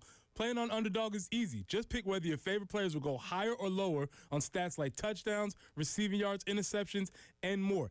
This week, I'm looking at Tampa Bay versus Houston tonight, and I'm taking Mike Evans to go higher than 5.5 receptions. Again, that's Mike Evans to go higher than 5.5 receptions. Download the app today and sign up with promo code EARLYGAME to score $50 in bonus funds when you play your first $5. That's promo code EARLYGAME. Millions of fans have already won billions making picks on Underdog. Will you be next?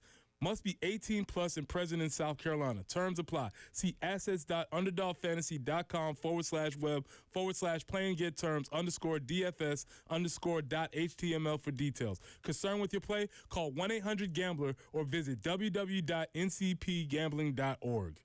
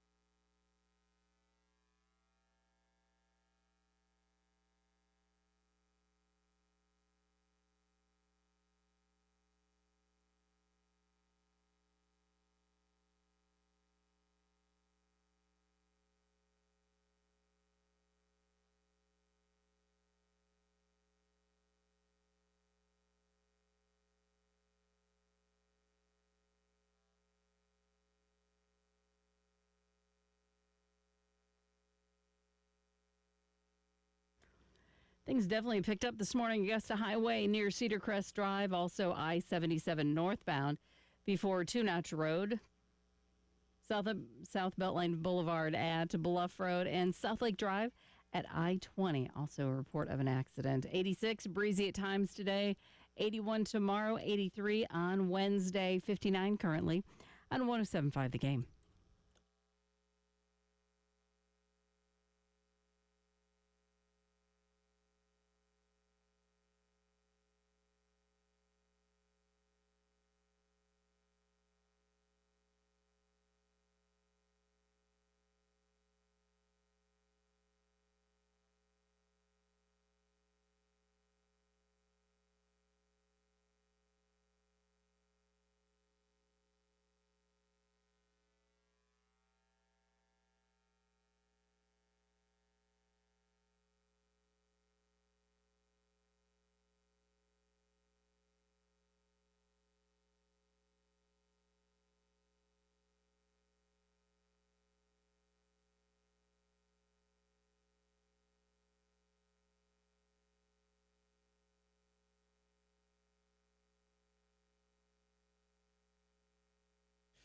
Going back to our AAA Heating and Air phone lines on our Reaction Monday. David has been waiting patiently on the line. David, appreciate your patience. Welcome to the early game. Hey, good morning, y'all. How are y'all? Hanging in there. How are you? I'm doing okay. I'm good. However, I will say this is a game that makes a fan want to crash out. Rightfully so, I feel like. Totally understand that. Yeah. Completely understand the frustration. I'm going to weigh on this, and I want y'all's opinion on it. It shouldn't have taken almost 2 minutes for the refs to review the targeting call. Yes. That happened. And then the killer about that is the very next play, Doty had Harbor in stride, and I think he would have taken it to the house, and that just killed all the momentum. In the end, I don't think it would have mattered, and I can say that now after taking a step back and giving a day to think about it. But still, like, for that sequence of events right there to happen, that just killed any sort of momentum going forward. And Shane reacting like he did, I feel like he had a right to, right? But I'm hoping this team bounces back. I'm hoping they get it figured out because, y'all are talking about sportsmen. I will say this. I will tip my hat to Clark Lee. I will tip my hat to Vandy. I'll be so glad when Diego Pavia is gone. That's all I got. Y'all have a great day. The best part about that, David, is after this season, that's it. And after that game, you never have to see him again. So that's all you will see of Diego Pavia. And I'm glad you mentioned what you did, David, because, A, I do think it is absurd that if you're going to review that play, it was pretty obvious when it happened. There was helmet-to-helmet contact, and every single helmet-to-helmet hit on a quarterback is reviewed. Almost every single one. Whether it actually ends up being called targeting or not, they look at it for that reason. And Lenoris being hurt gave them time to be able to come up with that decision. But to wait until he gets off the field, to wait until South Carolina gets set, and then even more so, wait until the ball is snapped, is a gross miscarriage of officiating. And it's even worse because we had a good play probably Harbor was in process. Gone. Yes. Yes. He was gone, right? I mean, we could see that one pretty clear. Mm-hmm. But here's where the great segue comes in. Because that play happened in a crucial part of every football game called the Middle Eight. It's the sport of kings, better than diamond rings. Football, Wildcat football, Wildcat football, Wildcat football. So the Middle Eight has been a thing. This is I guess the term has been around, but Belichick sort of popularized this idea. And what the Middle Eight is the 4 minutes at the end of the second quarter and the 4 minutes at the beginning of the third quarter. The Middle Eight of that game. And the reason why this Middle Eight is so important is because there's a possession change that happens, there's a break that happens, and then there's another team that comes out after halftime that happens. So there's a lot of strategic things that all teams try to figure out. If you watch the team in the Purple Pants play at 12 o'clock earlier that day, there was a Middle Eight section there. They were down 13-0. They came back, they scored, and then they were able to get possession after half, go down and score where they took the lead in the middle 8. And so that's always something that you want to pay attention to. It went in a positive way, it didn't end up positive for them, thankfully. But it got them in the game. Unfortunately for us, the middle 8 was a catastrophe. It couldn't. I don't think it could have been worse. No. So let's summarize the middle 8 for that Vanderbilt South Carolina game. It's 7-7 by the time we get to the middle 8. With 1:56 to go in the first half, Junior Sherrill gets that 5-yard touchdown pass from Diego Pavia. So now South Carolina, who was going to get the ball to start the second half, has an opportunity to manipulate possessions and possession total in this game, which, as we've talked about leading up to this game, is Vanderbilt's MO, is possession and clock manipulation. You have a chance to one-up them here. So you're down 14-7 now. You can either kick a field goal or score a touchdown, and so you're either down 14-10 or tied at 14 with a chance to get the ball first to start the second half. Well, Lenoris gets hurt. The review happens and called for right as Nick Harbor's catching the ball and has nothing but green grass ahead of him.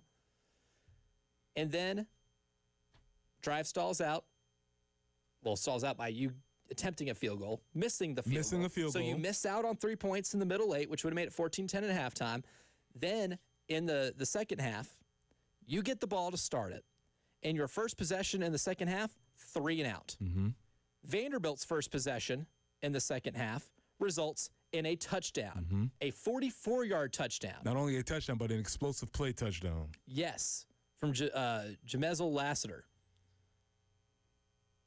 An explosive play touchdown that completely flips it. And I think anybody that was in that stadium or was watching that game, without Lenore Sellers, it felt like that was kind of the game. Like that without your starting quarterback, a 14-point deficit might have been a little too much to have to overcome in that moment. That middle 8 sequence in which Vanderbilt outscored you 14-0 and you left 3 points on the board and had a 3 and out in that possession completely changed the tenor of the game. It changed everything about that game. And again, even going into the fourth quarter later, it's still only 21-7. But it's like the distance as a bird flies or as you're going on the road. It's like it's 14 points, but this 14 points feels a lot bigger than 14 with the backup quarterback who is playing average and the offense that is average and an O-line that can't seem to figure out how to block. So even though it was only 14 points on the scoreboard, it probably actually, I love how you said it, spiritually, it felt a lot greater just because of all the circumstances that were piling up. So, yeah, that middle 8 changes things. You missed the field goal, but you still have an opportunity to go into the halftime, get yourself together, come back out with a new game plan. By now, the offensive coordinator could make an adjustment for the quarterback. If you want to make a change at quarterback, you can do that. If that's something you want to do, a lot of things that will happen. And in that first time, so you can look at that first possession, since Mike Shula has been so good at scripting drives, that could have been a scripted drive. Yep. Didn't happen. 3 and out. 3 and out. They get the ball. They score. And that felt as if that's when things started sliding downhill quickly. Yeah, it was your only 3 and out in the game, and it came at the worst possible time to have a 3 and out. Now, if I would have told you, Preston, that after that injury and after what we saw in the middle 8, you're watching the game on Saturday night, and I just magically appear in your living room. I get summoned. It's Elijah from the future. I say, Preston, put your 4s up. Carolina's going to have 2 possessions in this half or in this quarter that are inside the Vanderbilt 25. You're probably like, oh, buddy, game on. I can Buckle feel up. Let's feel good. Buckle I feel up. good about that. In those drives, they fumbled. Isaiah Gustav fumbled. And then Luke Doty threw the interception. Well, in the fourth quarter, Vanderbilt also would have some drives in Carolina territory. They convert them to a field goal and a touchdown. You still had a chance. Even with the middle 8 being a disaster, you still maybe had a chance to get yourself into the game. You couldn't get yourself to do it, and ultimately that is what cost you the game and what made the score as bad and as embarrassing of a loss as it became, despite you having opportunities to get yourself within striking distance. A lot of other things happened in the world of college football, too. It was a massive week 3 in the college football slate. We'll get Preston's thoughts on Preston Arreston next.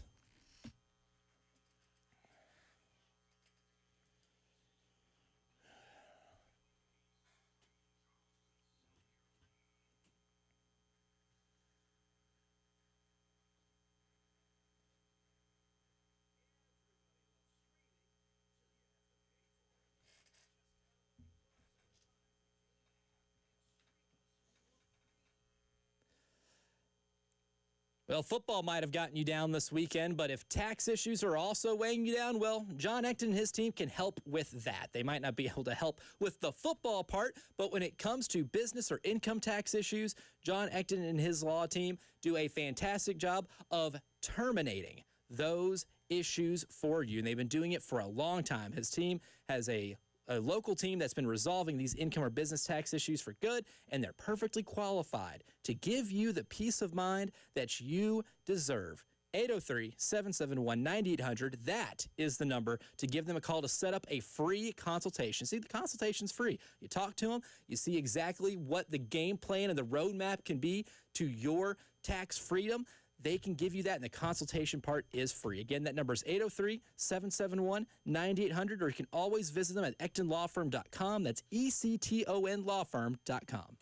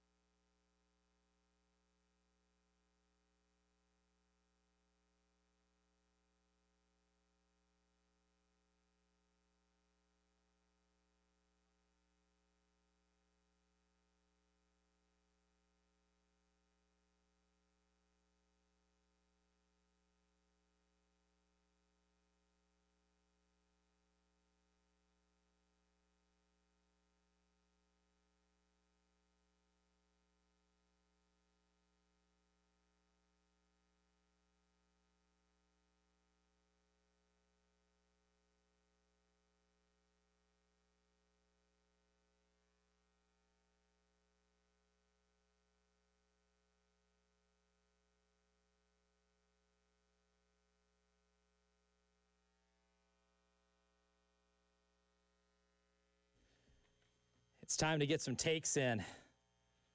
It's Preston or Reston, because there was a lot that went on in college football over the weekend outside of what happened at Williams-Brice Stadium. In Preston, we'll start with a game that happened during South Carolina and Vanderbilt, because LSU-Florida played, and it was a 20-10 game.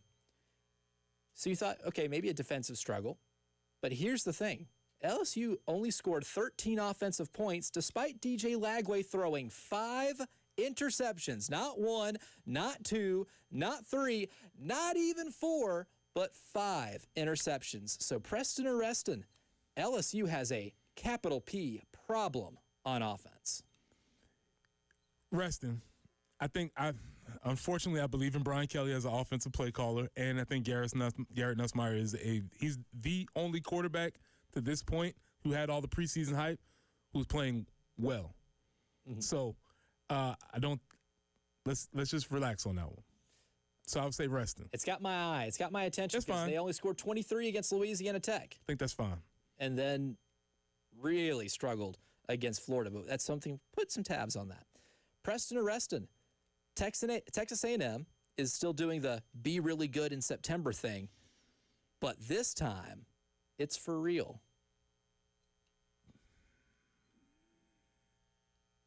That was a gut check win. I don't know. I didn't watch any of that game against Notre Dame. I just saw the box score and kept up with it, so I really don't have a great opinion on that particular game. Give me another game or two to feel them out. So I'll say, for right now, I'll say Reston. I will say that game-winning touchdown pass that Marcel Reed threw, right on the money. It was a jump ball, tight end on corner. I'll go back and check some of that. I didn't watch any of that game on Saturday. That one, I got to watch the fourth quarter while sitting and waiting for the press conference to happen. I just pulled up YouTube TV on my phone and I was watching it. Mightily impressed with how they handled that final drive. Preston or Reston, Gunnar Stockton for Georgia proved it in Knoxville on Saturday. I don't know if it's Preston, but I will say I was impressed. That was impressive. In Preston. I thought it was a gutsy performance. I think he's probably limited athletically. I don't think he's better than the previous quarterbacks that they had. Mm-hmm. He's not better than Beck. He's not better than Carson Beck. He's not better than Stetson Bennett. He's all right, though. And what is more interesting is that Mike Bobo, who I laugh at every week when he calls a 32 belly trap with the fullback, because he will just always do it. But he's designed his scheme around Gunnar Stockton's abilities, and I think that's something that, hint, maybe ROC could take note of. I like to use the test for certain quarterbacks. If it's 4th down and more than 5 to go, the game on the line, can you make a special throw to win you the game? And that touchdown pass that he threw to tie things up to London Humphreys was a dime. What a Put catch. that in a bucket, and London Humphreys over the shoulder that was mightily impressive. That was a gut check win. Yeah, I'll go with Preston. Yeah, gut check win for them. Now, Preston or Reston, because Alabama absolutely took Wisconsin to the woodshed. That was disgusting on Saturday. So Preston or Reston, the death of Alabama announcement was a wee bit premature. Reston. No, I still think that the Alabama as we knew it, I think they're dead. This is another good team, but I don't think they're not Alabama who they were. And what's more important about this is that it's kind of sad that Wisconsin's not good. That one's Depreston. Depreston, right? Because that was a once proud program. I feel like that's a program that should be good in college football, and they're not. And that doesn't feel great as a college football fan. Yeah, Ron Dane ain't walking through that door. Not at all. Neither is Melvin Gordon. A long list of dudes are not there. Jonathan Taylor. That feels bad. I don't like that. And I've never even been a fan, but it just was always comfortable to know Wisconsin was going to run for 250 every weekend. Oh, and then when they hired Luke Fickell, it felt like, home run hire. Good job, Wisconsin. You got it right. Looking forward to your continued success in the Big Ten. That has not happened at all. It's Reaction Monday. We'll continue taking more of your calls and your texts and your thoughts on Carolina's 31-7 loss to Vanderbilt coming up next.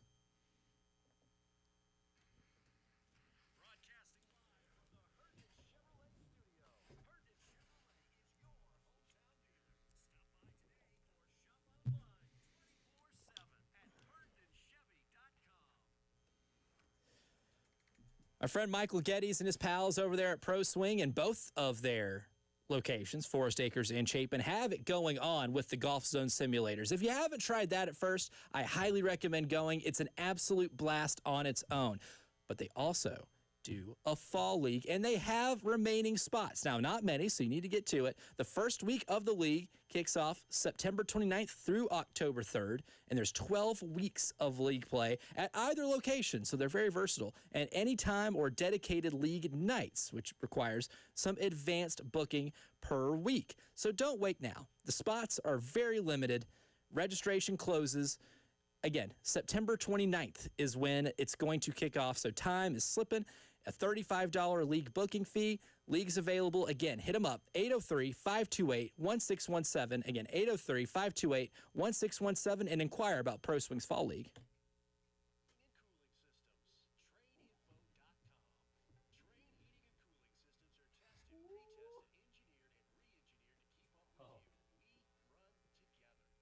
Guess what? You simply just don't do. You simply do not hold on to a 13-point lead against the Middle Tennessee State Blue Raiders. Did you get him one? They beat Nevada down 13-0 with 6 minutes left. Ooh. Ooh.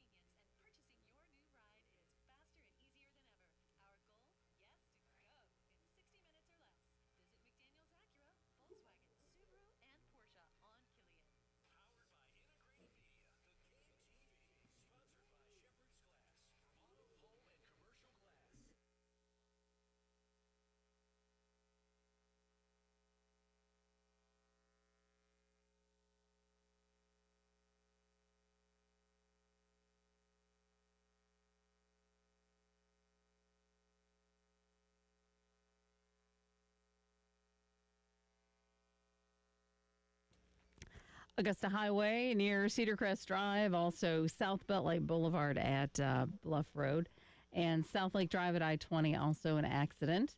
86 and breezy today. Tomorrow, we're looking for 81, 83 on Wednesday. And as we start the morning, just a little bit cool. It's warming up slightly. 61 right now on 107.5 The Game.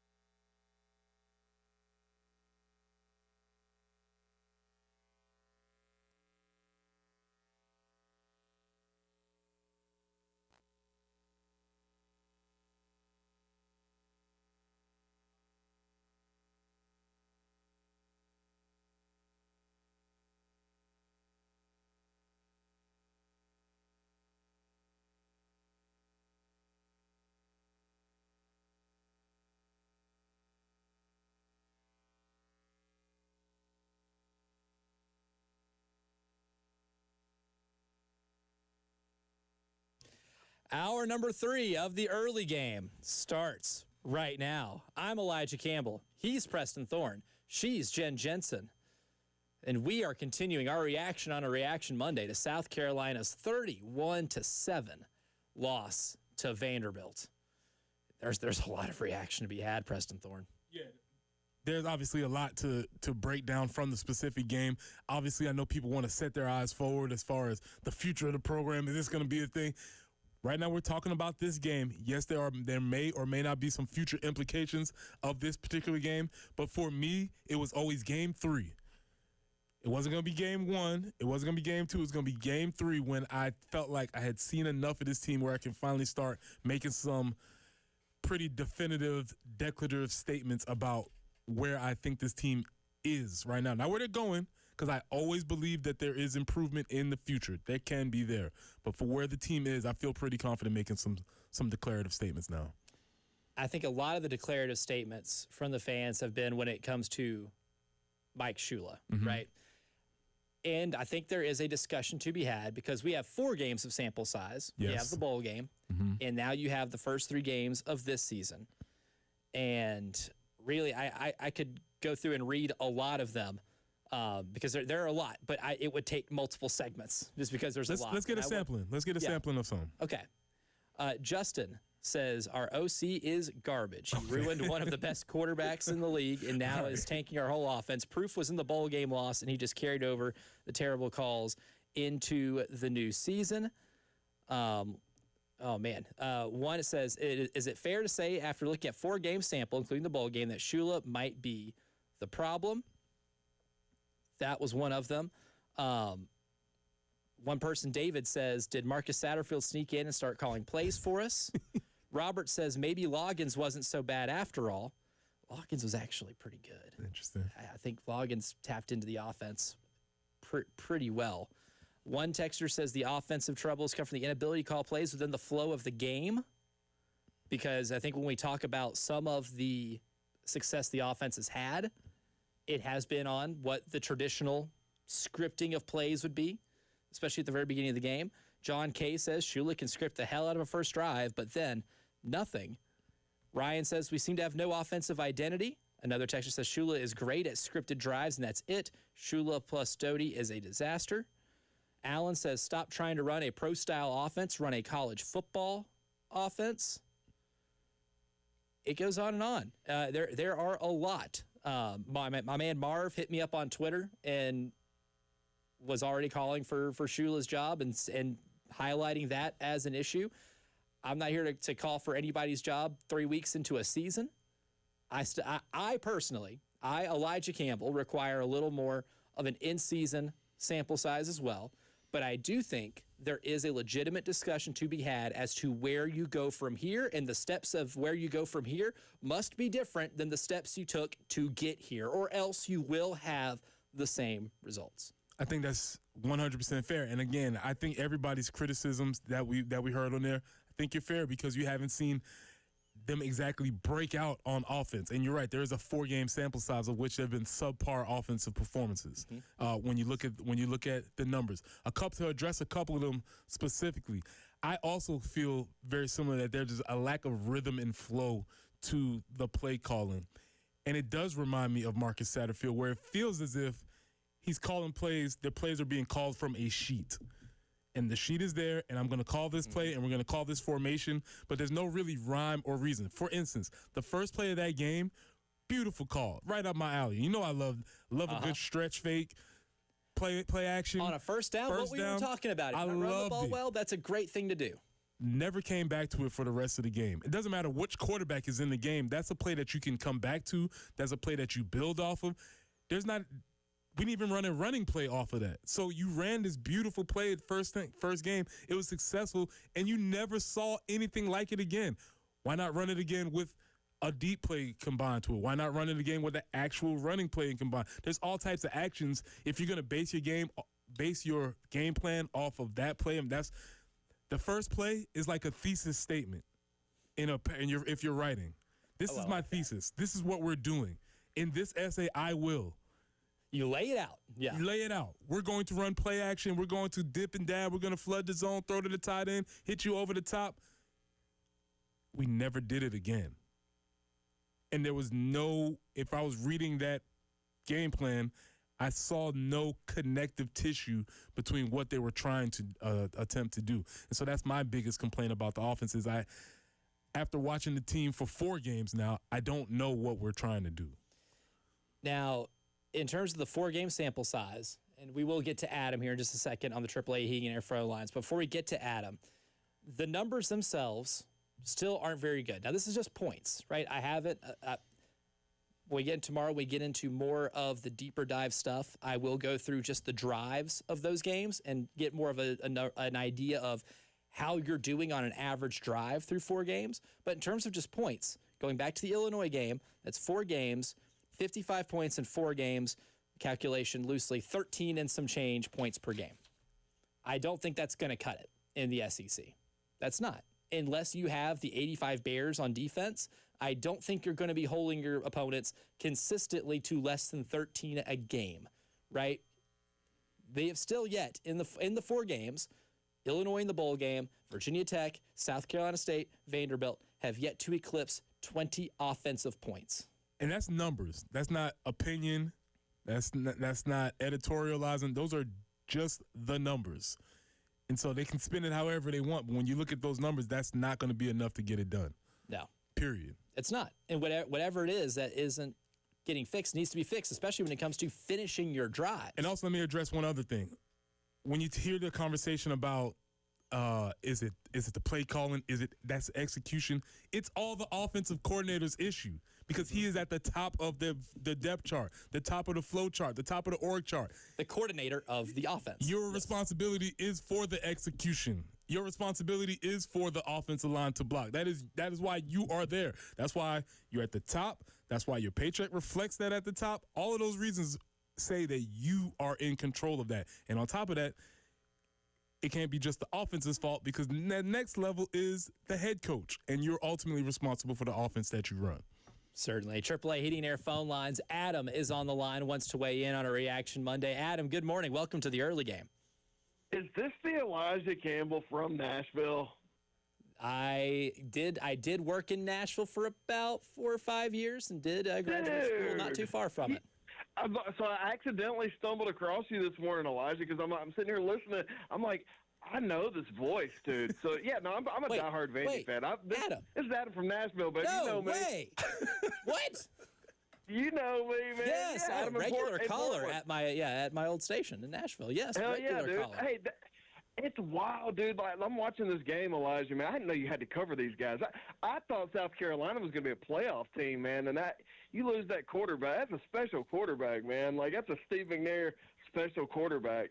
And to lose him, not just the way you guys lost the game, which I expected it to be a good game, but to lose your quarterback, that's heart-wrenching, man. Like, for South Carolina, I don't know, dude. Like, I just wanted to see what I expected fans to be melting down today in South Carolina, and so I just hearing a quarterback. The quarterback's the heartbreaker, man. It's a long season. The way they designed it now, one game isn't the end of the world, but to lose that quarterback, I'm just heart ripped out for you guys, man. I thought Vanderbilt, like, for Vandy fans, man, like, we've been in hiding for like 70 years.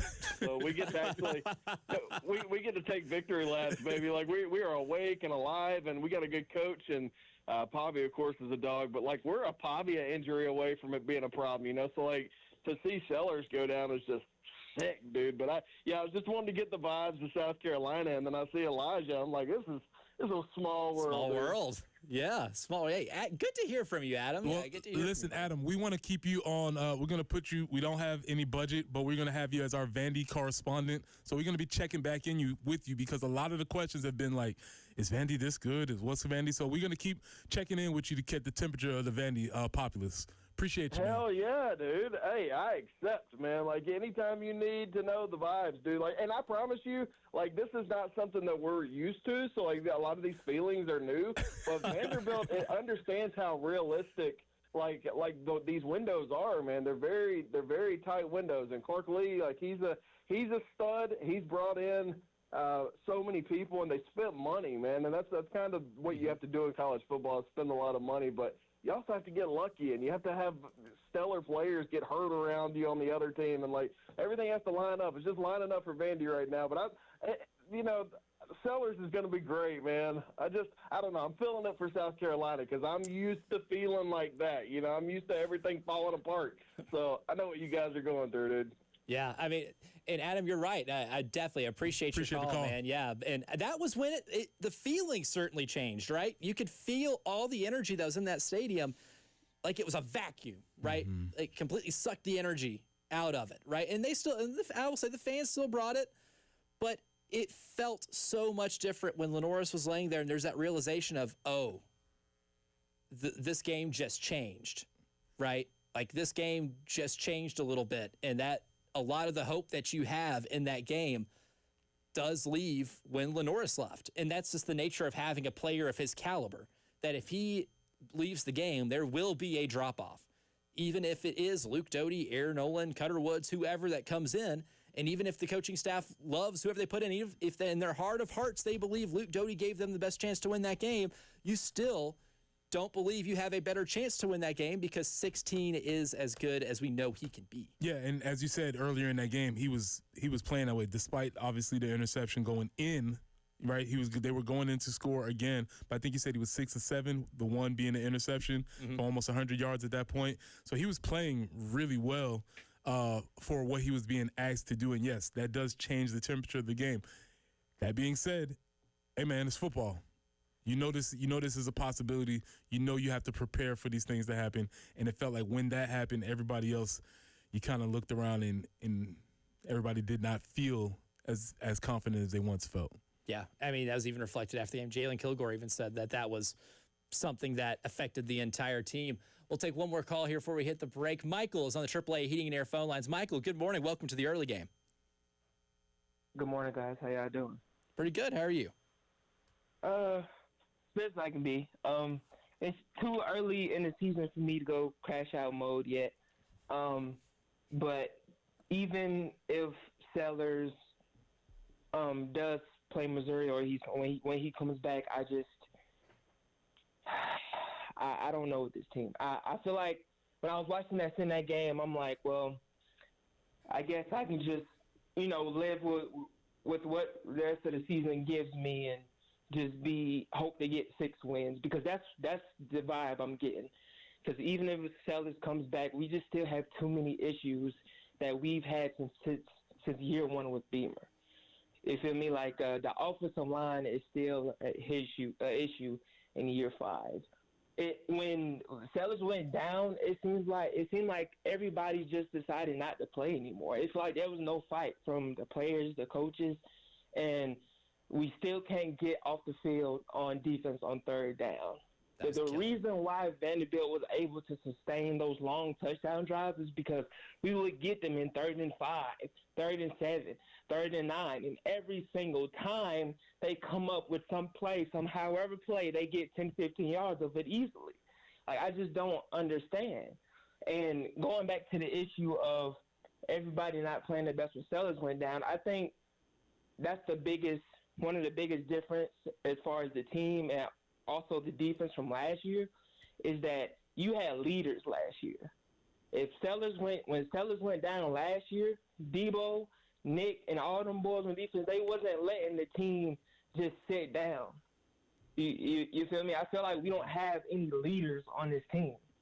We thought we would have leaders with DQ Smith and Nick Barrett, but I just don't know. And Dylan Stewart still hasn't matured, as we've seen last night. So I don't know where to take this anymore, to be honest, because, like I said, Michael, we're up against the break right now, but I think one thing you really hit on correctly is that this is a really good stress test for the leadership in your room, right? We're going to find out how good the leadership is because you're going to have to respond to an incredibly difficult and what some would even say an embarrassing loss. More on this and others from the college and pro football world because Thorns, Putts, and Roses is next.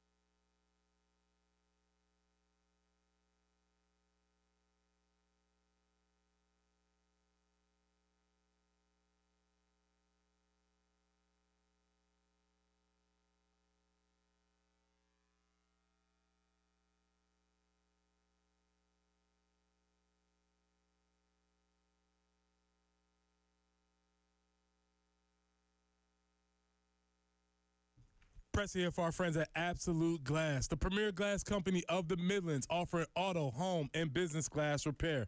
If your glass is damaged, shattered, cracked, or broken, they can handle the job. If it's a cracked windshield, that's no problem. They'll come out to your location and they'll replace it for you, usually for free, and they work directly with the insurance to take away the headache. That's right. They'll come out to wherever you are, school, home, work, it does not matter. Absolute Glass will come out to you and take care of the job for you. Now, if you're at home looking to increase the value of your home, you can do that with new windows or mirrors, and Absolute Glass will take care of that for you too. Windows, mirrors, shower enclosures. Say it all the time. If you can see through it, Ray and Marianne at Absolute Glass can do it. So check them out online at AbsoluteGlassInc.com. That's online at AbsoluteGlassInc.com.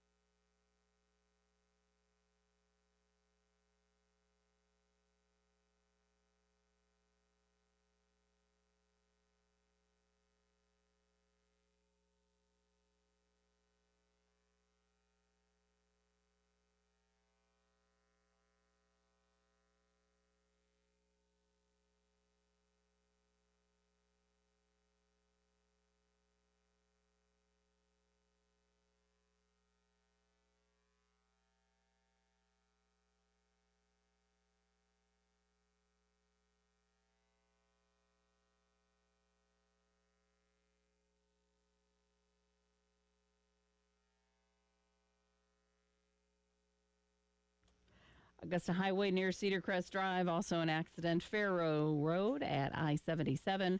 I-20 westbound at Clemson Road, also at Alpine Road. So at 76B and exit 80 on I-20 westbound, you encounter some slowdowns. One more actually on I-20 westbound, and that would be at 277 exit 73. So a lot of slowdowns there on I-20 westbound. I-77 northbound at Two Notch Road. South Lake Drive at I-20, Sparkleberry Lane at Two Notch Road, and Two Notch at Beltline Boulevard. Looking for high today of 83.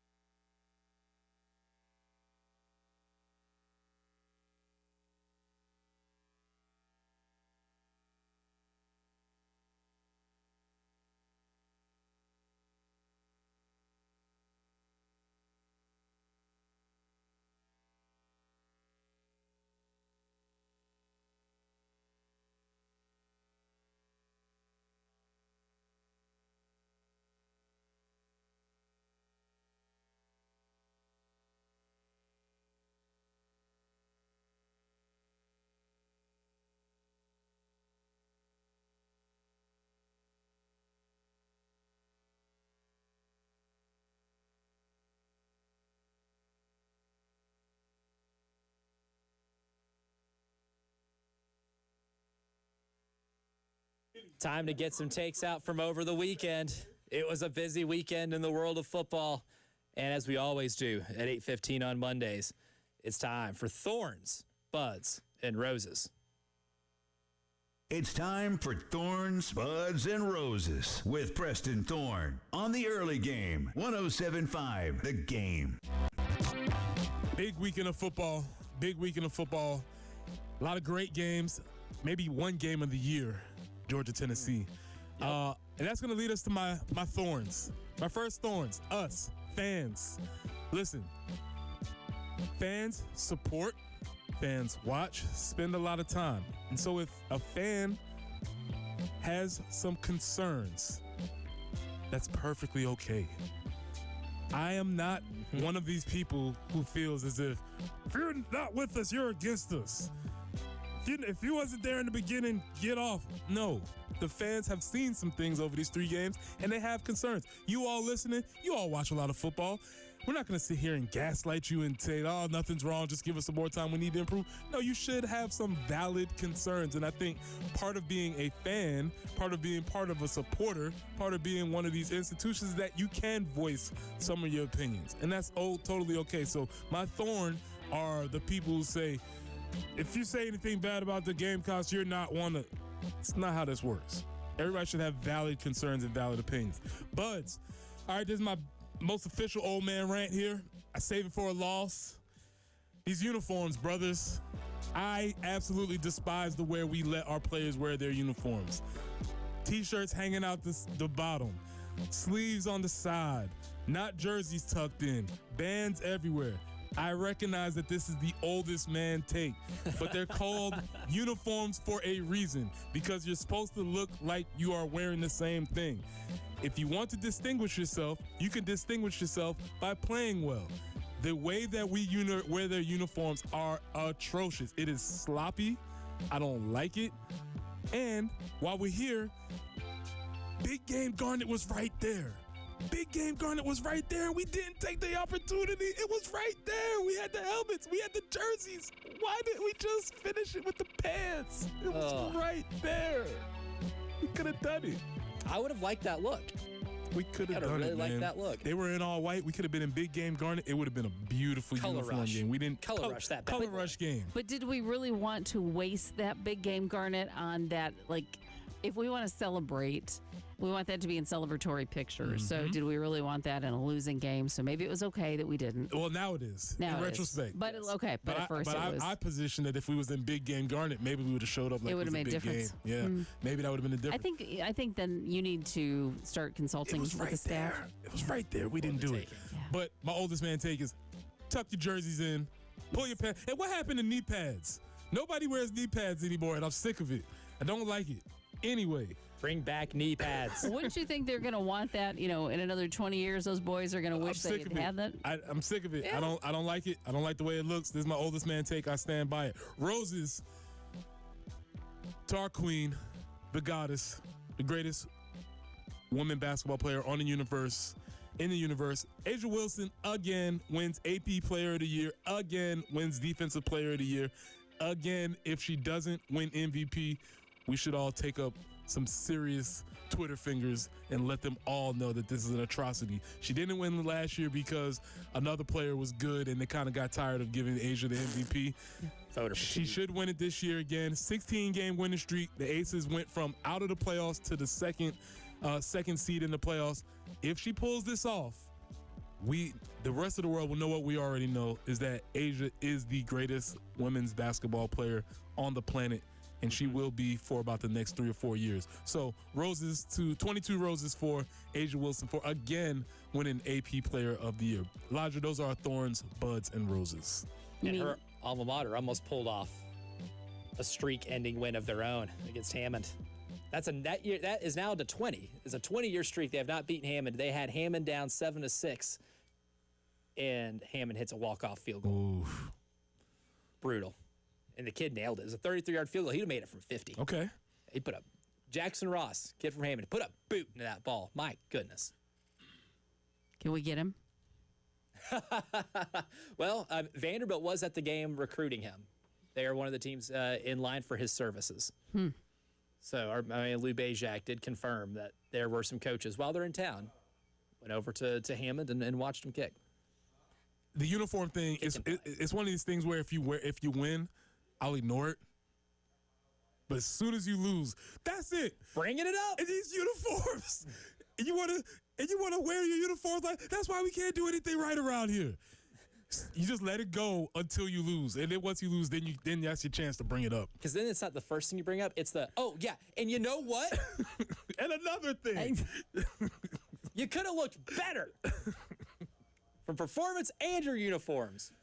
Could have looked better across the board. Yeah. You dressed for the job that you want. Exactly. There was not enough dressing for the job you want in that game. You see what they look like on Sundays when they play. Y'all look like a bunch of Saturday players. I thought you wanted to get to the league. Dress like it. Dress for success. They didn't do it. That's my oldest man take, and I realize that. I feel myself aging as I say it. Well, if you're a superstitious human being, they are 1-0 in games where they basically color rush it, because that was what it was for Virginia Tech. See, that's two different things. See, like the uniform selection, we can take care of that. I'm talking about the way we wear the uniforms. The shirt. More so, yeah. Tuck your jersey in, young man. What are you doing? Pull your pants up. Not pull your pants up. Pull your pants down. Wear your knee pads. What's going on here? I don't like it. Not fitting. They did not pass the fit check for Preston Thorne in that game, and it is not passing the vibe check. Young kids these days. I think they need Preston in there and kind of doing like the white glove test. Mm-hmm. But everybody's lined up. Line up. Yep. We used to have to do that actually. Yeah. Did you really? Pull your knee pads down. Yeah, because they got real staunch on knee pads one year in high school football. So you had to like stand there and be like, pull your knee pads down, pull your knee pads down, and you would get a penalty if you didn't. So yes. Oh. Yes. Uniform inspector. There's 30 people on the sideline. Somebody needs to take up the job of uniform inspector. I think Preston will do it for free. I think so. Might do it for free. Nah. I don't care that much. Okay, so now you have to be paid for it. You would. Yeah. Okay. Pay me for it, though. I'll do it. Yep, and I'm sure you could maybe talk him into going at a discount. Mm-hmm. Maybe. I'll take a discounted rate. He's not afraid to negotiate. So it'll be basically who'll go through, Preston or Reston. Reston. Yep. Change it. Exactly. For every single player. Yes. Preston, Reston. Mm-hmm. Reston. And here's the deal. If you play well, you get a little leeway. If you play well, you graded out a winner last game, I'll let you do a little bit more. But you, sir, you jumped off sides twice? You better. Knee pads. Yep. Okay. Now, Beamer or Steamer? I like it. I like it. There's another one. The fit check will apply to coaches, too. Yeah. Yeah. There you go. So need some uniformity on that one. That's Thorns, Buds, and Roses. We got a couple calls on the AAA Heating and Air phone lines, and we'll get to you guys next.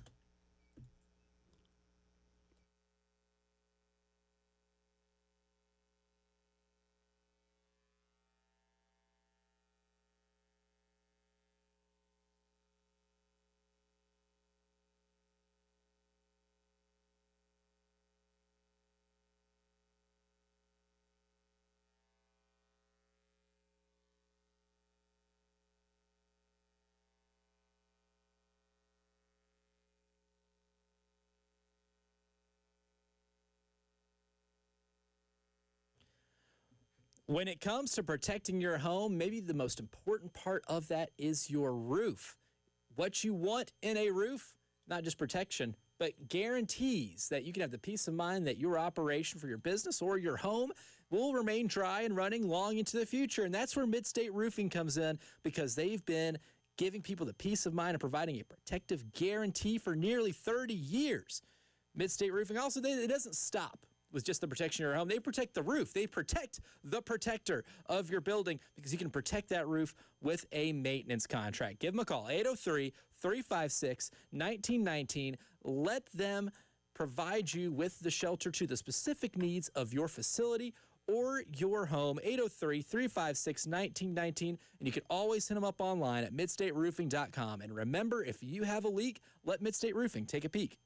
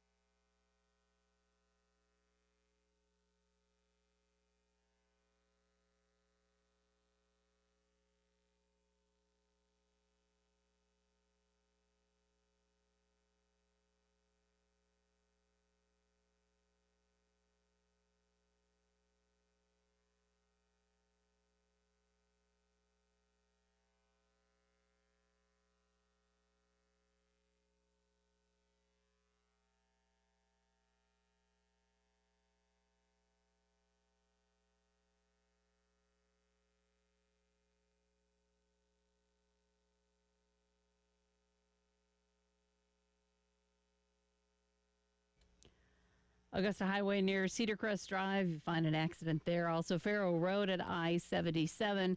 3 different locations along I-20 westbound, exit 73, exit 76, and exit 80. So 3 accidents along there that you will find slow down. So plan a little extra time if you are heading that route. I-77 northbound at exit 17 being Two Notch Road, and South Lake Drive at I-20. Sparkleberry Lane near Two Notch Road, and Two Notch at Beltline Boulevard. Looking for a high today of about 86, 81 tomorrow, 83 on Wednesday.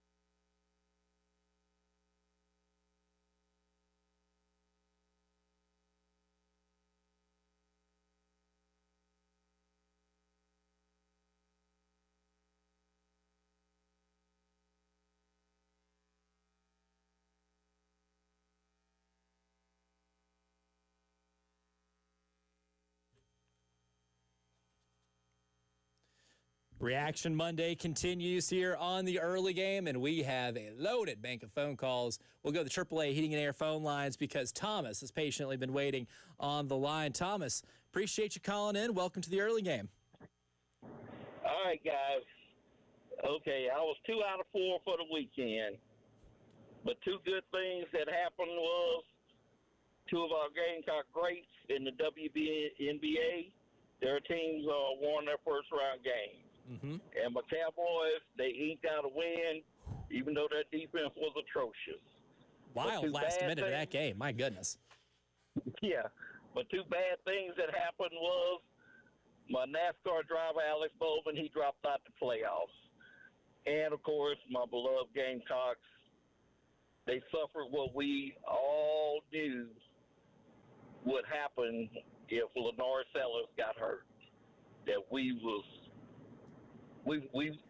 I don't know. I don't even know how to say it. But I think that's one of the things they were trying to protect him from when everybody was saying, you know, he need to run more. He need to run more. Was, you know, if he, you know, God forbid if he get hurt. Because we're already in bad shape, but we would be in greater detriment. And we can see that. And before I hang up, I'm going to ask Preston, do you think Aubrey, the Dallas kicker, some team that really needs a kicker, be willing to pay him like the mega bucks to come to them? Okay, and I hang up and listen.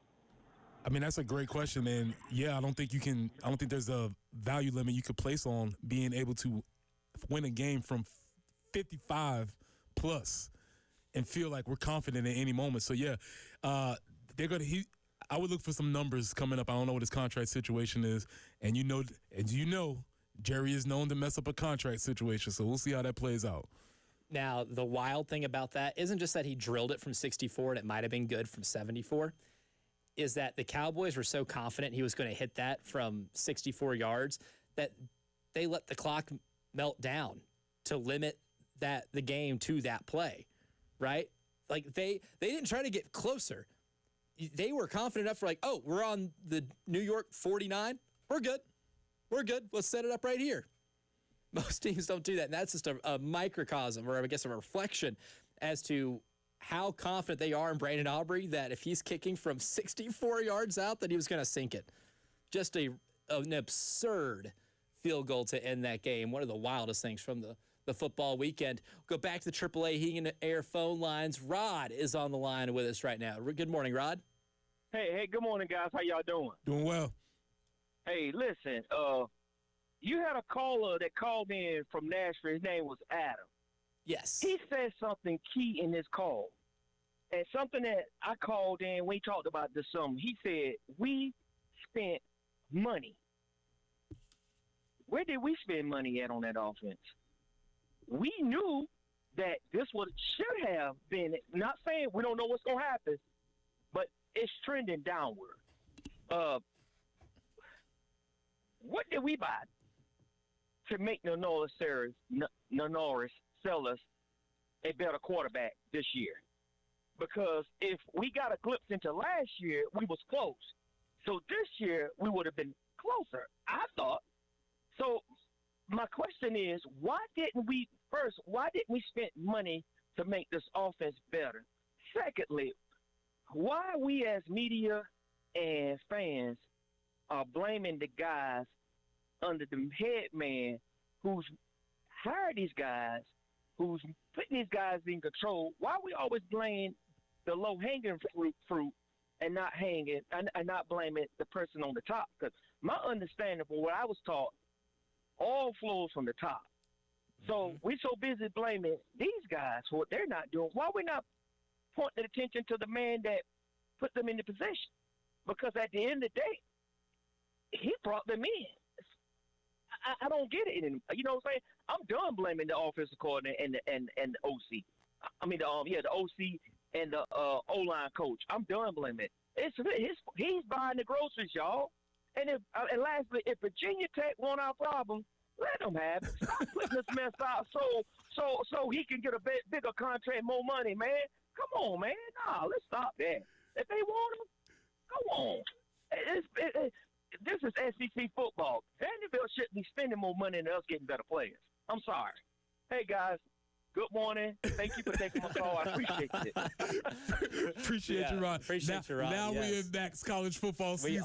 We have entered the next. Yes. College football. Yes. I think those are good points. Some of those points, Rod, we will address tomorrow. But I do think it's worth noting there's a commonality in all of these differences, and it's the person who's been here the whole time. And I will say, and this was one of my takes from earlier in the show, too, I think Shane got out-coached. I don't think he should be off the hook for how that game went, too. And Shane would, I think even clarify it as much after the game. Of course, he goes, you got to play better, got to coach better.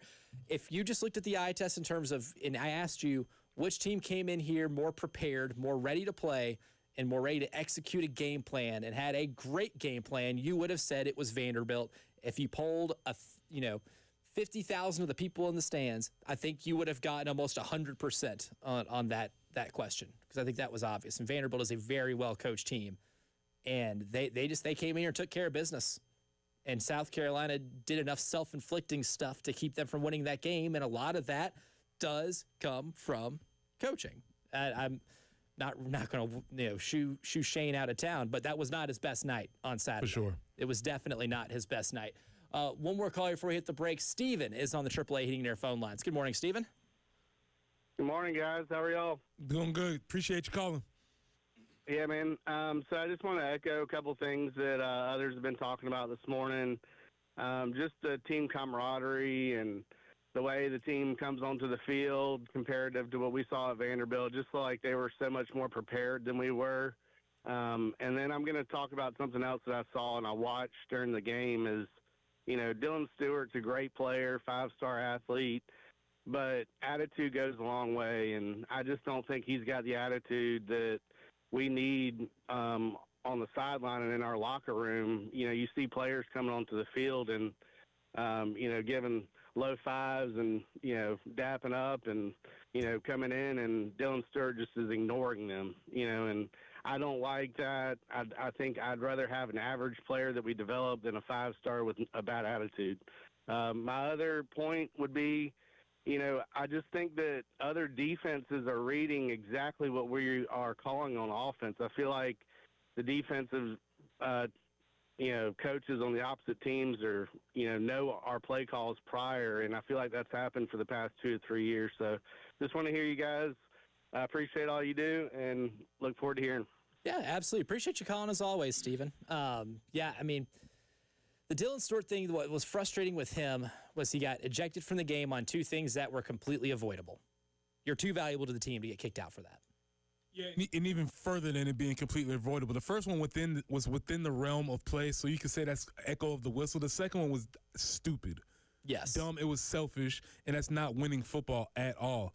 And so, yeah, when you go to a game, you might pick up and see things on the sideline that I do think are important. And it's worth mentioning because the things that he's done to this point in the season have not been conducive of winning football. Mainly talking about the cheap shot on Pavia at the end of the game where he slaps him for no. And what are you even doing when you're doing that? You have lost control. One thing I will say is that, different players are different on the sidelines.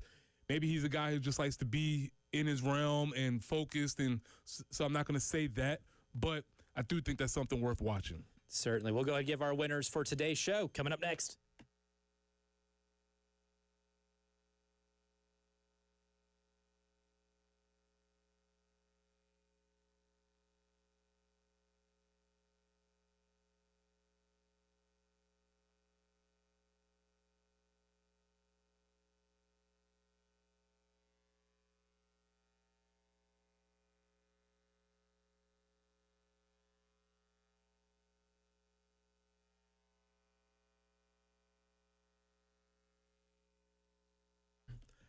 Cato's Power Equipment has been family-owned and serving the Midlands since 1983. That's over 40 years. And third-generation owner Ben Cato provides top-notch service, great deals, and the mom-and-pop values that you love. Ben is determined to raise the standards of sales, service, and retail. At Cato's, they are proud to offer a wide selection of new and pre-owned mowers, tractors, and more. So if you're ready to invest in something new, the friendly team is there to make the process easy, help you choose the right equipment, find financing options, and keep your gear running strong with expert service and parts. Whether you're a weekend warrior or a seasoned landscaping pro, Cato's has got you covered with a huge selection of new and pre-owned mowers, powerful tractors, and all the gear you need to tackle any outdoor project. So swing by Cato's Power Equipment today or call them at 803-254-3711. That's Cato's Power Equipment at 803-254-3711.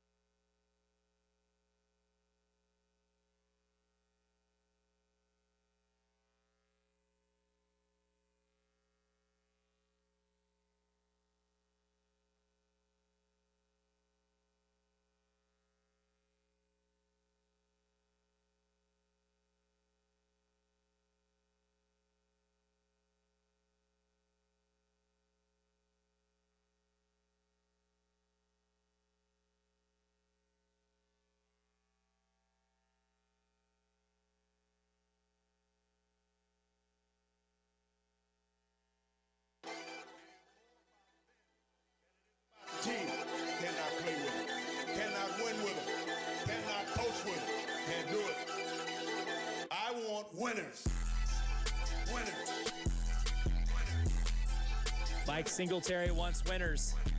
We're going to give them to him. Our winners for today's show. Preston Thorne, I think the best place to start. We're giving credit where credit is due. And Diego Pavia was asked what game he is circling on his schedule, and he said Game 3. And him and that Vanderbilt offense came to Williams-Brice Stadium on Saturday and straight up took care of business. If you're going to talk it like that, you better walk it like that. And to their credit, the Vanderbilt Commodores absolutely did. We're going to take this South Carolina team under a microscope all week and dissect everything that is not correct with them.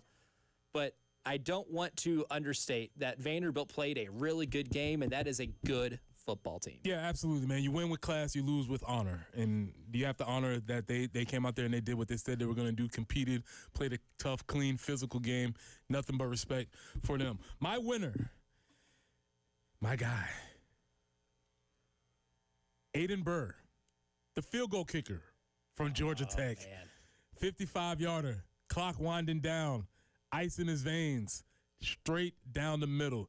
It was huge. It only would have been better if maybe we could have lost at the 12 o'clock game and then Clemson could have lost in the night, because I had a euphoric feeling watching Clemson lose only for it to be doused out by the egg that we laid later on that night. But that doesn't matter. That's neither here nor there. Aiden Burr, you're a winner, sir. Another winner that I have, the Tulane Green Wave, because you know why? In an age of college football where your best players in the group of 6 get poached, their star quarterback, Darian Mensah, great year for him last year. Duke pays him like $4 million reportedly to leave and go to Durham and play. Well, Duke came to New Orleans, had to play at Tulane. Well, I missed this. And Tulane wins 34-27. They were up 24-9 at half. They took belt to tail, and the quarterback they got instead, Jake Retzlaff, 17 carries for 111 yards and 4 rushing touchdowns. So Darian Mensah took the money for Duke, comes to Tulane, his old school, in the G6, and got it beat. I like it. So Tulane, not oftentimes do we see a team revenge game. It was a Tulane Green Wave revenge game. I got my eye on them down there. Summerall's the coach, right? Summerall's the coach. I got my eye on it. He's a winner at Troy. I like some things going on with that. I'm going to keep my eye on it. My winner is us, the college football fan for this weekend, because in every time slot, there was a banger. 12 o'clock was Clemson and Georgia Tech.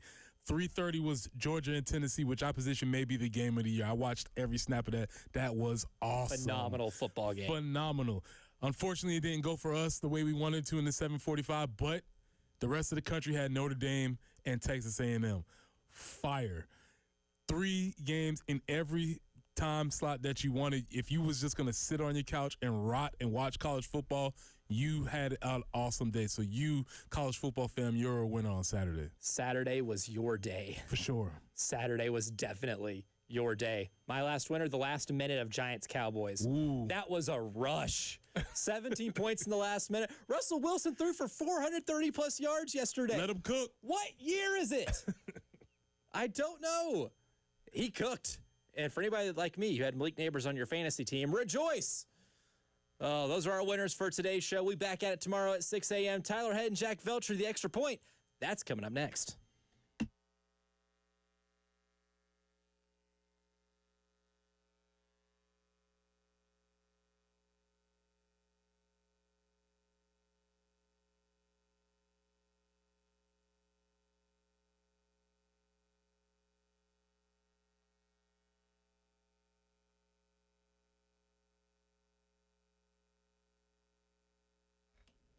Preston here for our friends at Integrated Media. Listen, we've been trying to tell you all this time that you needed to get your outdoor setup ready. Well, guess what? It's week 3 already. So what are you going to do? You still have time, but don't wait to call the folks at Integrated Media. You can get your Samsung Terrace TVs. You can get Wi-Fi that works indoors and outdoors. It would have been perfect for this weekend to watch the Tigers lose and watch all of the great stuff that happened on college football this weekend. From home theater setup to adjusting your thermostat or monitoring your security systems from your cell phone, Integrated Media is the company that you need to call. So call Nathan